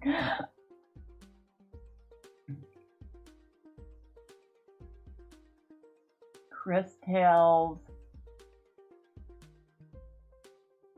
Crypto Against All Odds. What the heck? Curious Expedition. Cursed to Golf. Okay, we have to check this out. What the heck? This came out in 2022. The Dark Souls of side-scrolling golf roguelikes is quite the pitch, but Cursed to Golf looks like it'll pull the premise off. Golf in a series of platforming dungeons as you battle to escape the underworld, or golf purgatory, which sounds just as bad, power-ups and weird obstacles, and a never-ending series of neat gimmicks. Lovely pixel art. Cursed to Golf sounds absolutely wonderful. Okay, that's Eurogamer. Play as the cursed golfer trapped in golf purgatory after a freak accident takes you out as you're about to take the winning shot of an international tournament. Legend says that playing through the devious courses across golf purgatory will get you back to the land of the living and, more importantly, to the trophy you are about to win.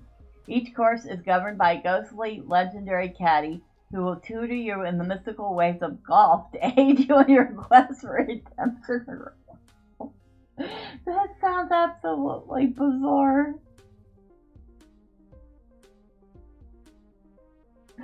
What are the reviews on this? Really not an enjoyable experience. The game looks gorgeous, but fails on multiple levels. Course design is miserable and has thousands ledges when maybe some ramps might have done nicely. You're shooting most shots blind. The game offers you a camera, but more often than not, you're going to be shooting off of essentially guesswork. Some of the more horizontal holes it might give you are nice. They flow and are fun, but the vertical holes have you trudging your way down with a series of really unexciting shots. The card system is fun, but really struggles to matter.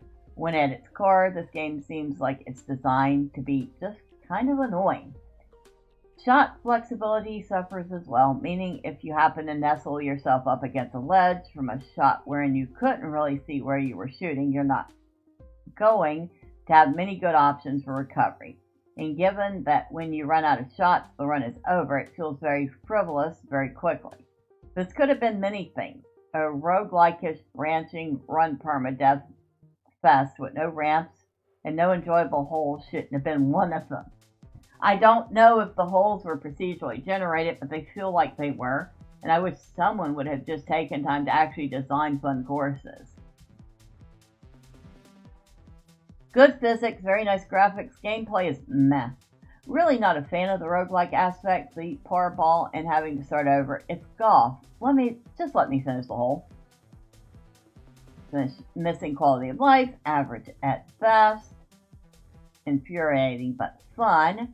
Not a lot of replay value and Nintendo hard, but fun to play for several hours.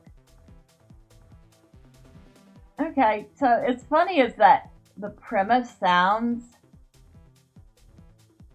it'd be kind of a hard sell at $20. Might be worth trying for $2. It does sound funny though, doesn't it? And I think we're reaching the end of page 3 here. Where were we at? Where was this game? Oh yeah, the Deponia games are all on sale, but they go on sale a lot. That's older stuff. Yeah, 2012 was the first Deponia. Rufus is not a pleasant guy, ill-tempered and entirely too convinced of his own greatness. He lives at the edge of a small settlement somewhere in the most remote sector of the garbage-covered planet Deponia. He dreams of a better life in the floating cities of wealth and beauty high above the planet's surface. When the angelic gold falls from these privileged spheres down into a neighboring trash heap, Rufus sees his chance. He decides to bring the unconscious beauty back to her home. Only a vague hope of making it off Deponia at first, he soon formulates an unscrupulous plan as he learns that he is a dead ringer for Gold's upper-class husband. The planned handover is only the beginning of a wild chase across Deponia, full of twists, turns, and mystifying mix-ups. So that actually sounds fun. And it does have 4 out of 5 stars. So that might be one that I could safely recommend if you enjoy something with a bit of slapstick humor.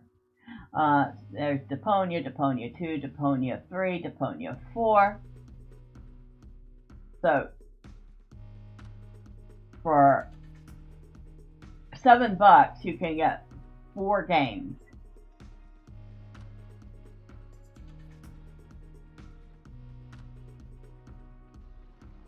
I am not even going to click on that one, but there's a game here called Dr. Fetus's Mean Meat Machine. What the heck? What the actual heck did I just read? Dracula Trilogy. It's on sale for 99 cents. Dracula Love Kills, also on sale for 99 cents. Drug Dealer Simulator? No. I mean, I actually played a game. It was a text-based game. God, that was back in the 90s. Which you had to build your empire one cell at a time.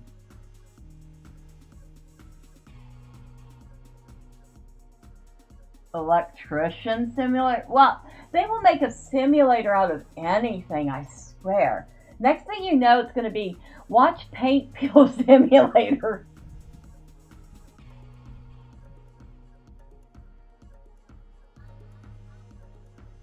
Never mind, what am I saying? I have a game called Grass Toucher.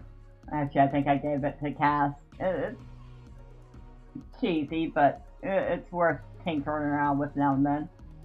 Elven Legacy Collection. Okay, we will end with this one.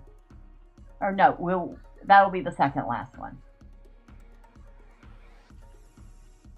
4.1 out of 5. Elven Legacy Collection includes Elven Legacy and its 3 add-ons, Magic Ranger and Siege. The shadows of destruction begin to loom on the horizon once a human mage uncovers a dark and powerful secret dating back to the remote past of the Elven race. However, the elves cannot allow this forbidden knowledge to fall into the hands of others and thus imperil the world. For the first time in countless years, this ancient race must venture forth and interfere with events transpiring in the lands of man.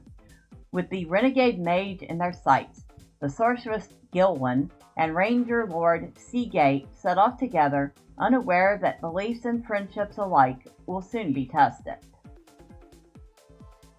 I'm not gonna lie, that kind of sounds pretty interesting.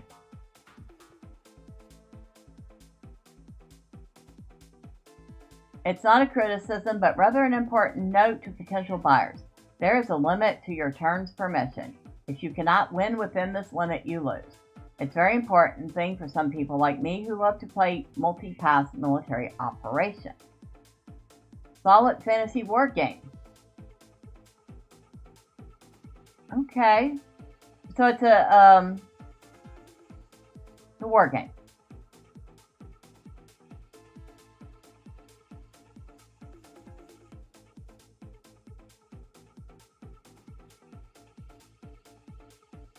Hex-based. Okay.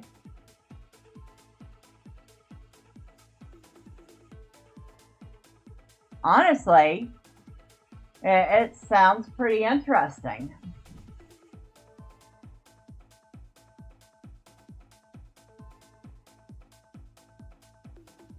Graphics are kind of dated, but they serve.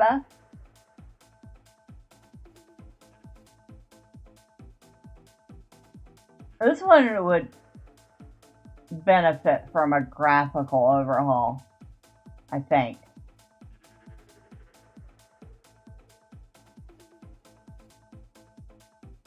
It's 79 cents right now, though.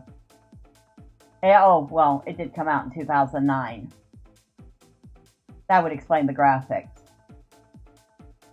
So it's 17 years old. But for 79 cents, it would be worth trying out. Now, this is the last one. Encodia. I have this one. I have not tried it yet.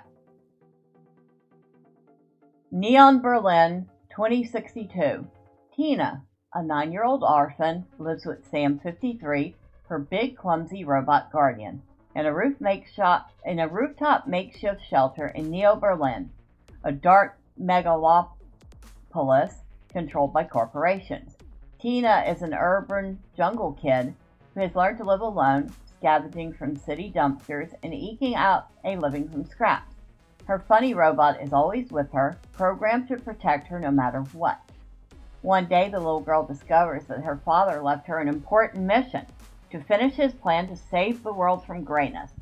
Tina and Sam embark on an incredible adventure across different realities, full of bizarre robotic creatures and grotesque human beings. Through puzzles and exciting dialogues, they'll find out the true meaning of being alive. The sweetness and creativity of Studio Ghibli, the setting and atmosphere of Blade Runner, and the humor and game style of Monkey Island. These are the ingredients that inspired Encodia, a point-and-click adventure game set in a dystopian future.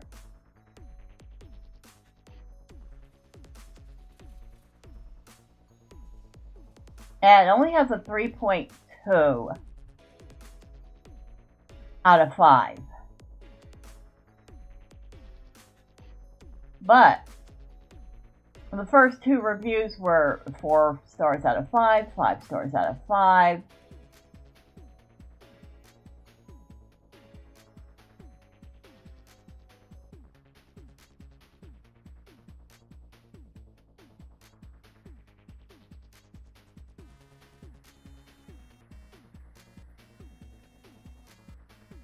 So, the 2-star review says, okay-ish. Beautiful art, nice story. Some puzzles are okay enough. Cons: puzzles are all samey and not very fun or interesting. Often a tedious pixel hunt going back and forth in triple check areas as some items appear later in the game after you have already checked that area. Some of those pixel hunt puzzles are so far-fetched and take too long to solve, so I just looked up cheats for those as it became boring. All in all, I'm glad I got it on hyper sale.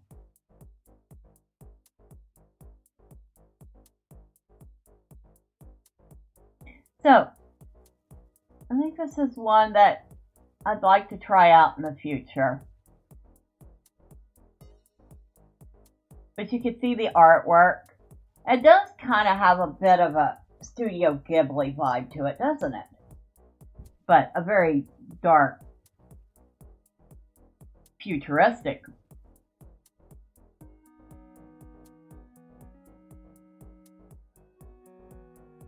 Well, maybe not as much the character,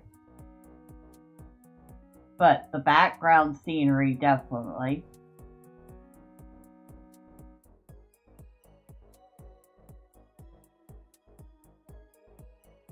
I mean, it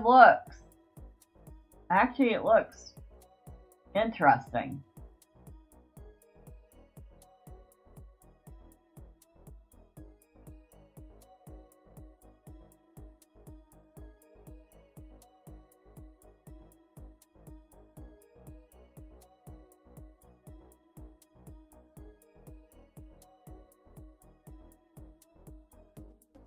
Okay, so I think we're going to leave it off there.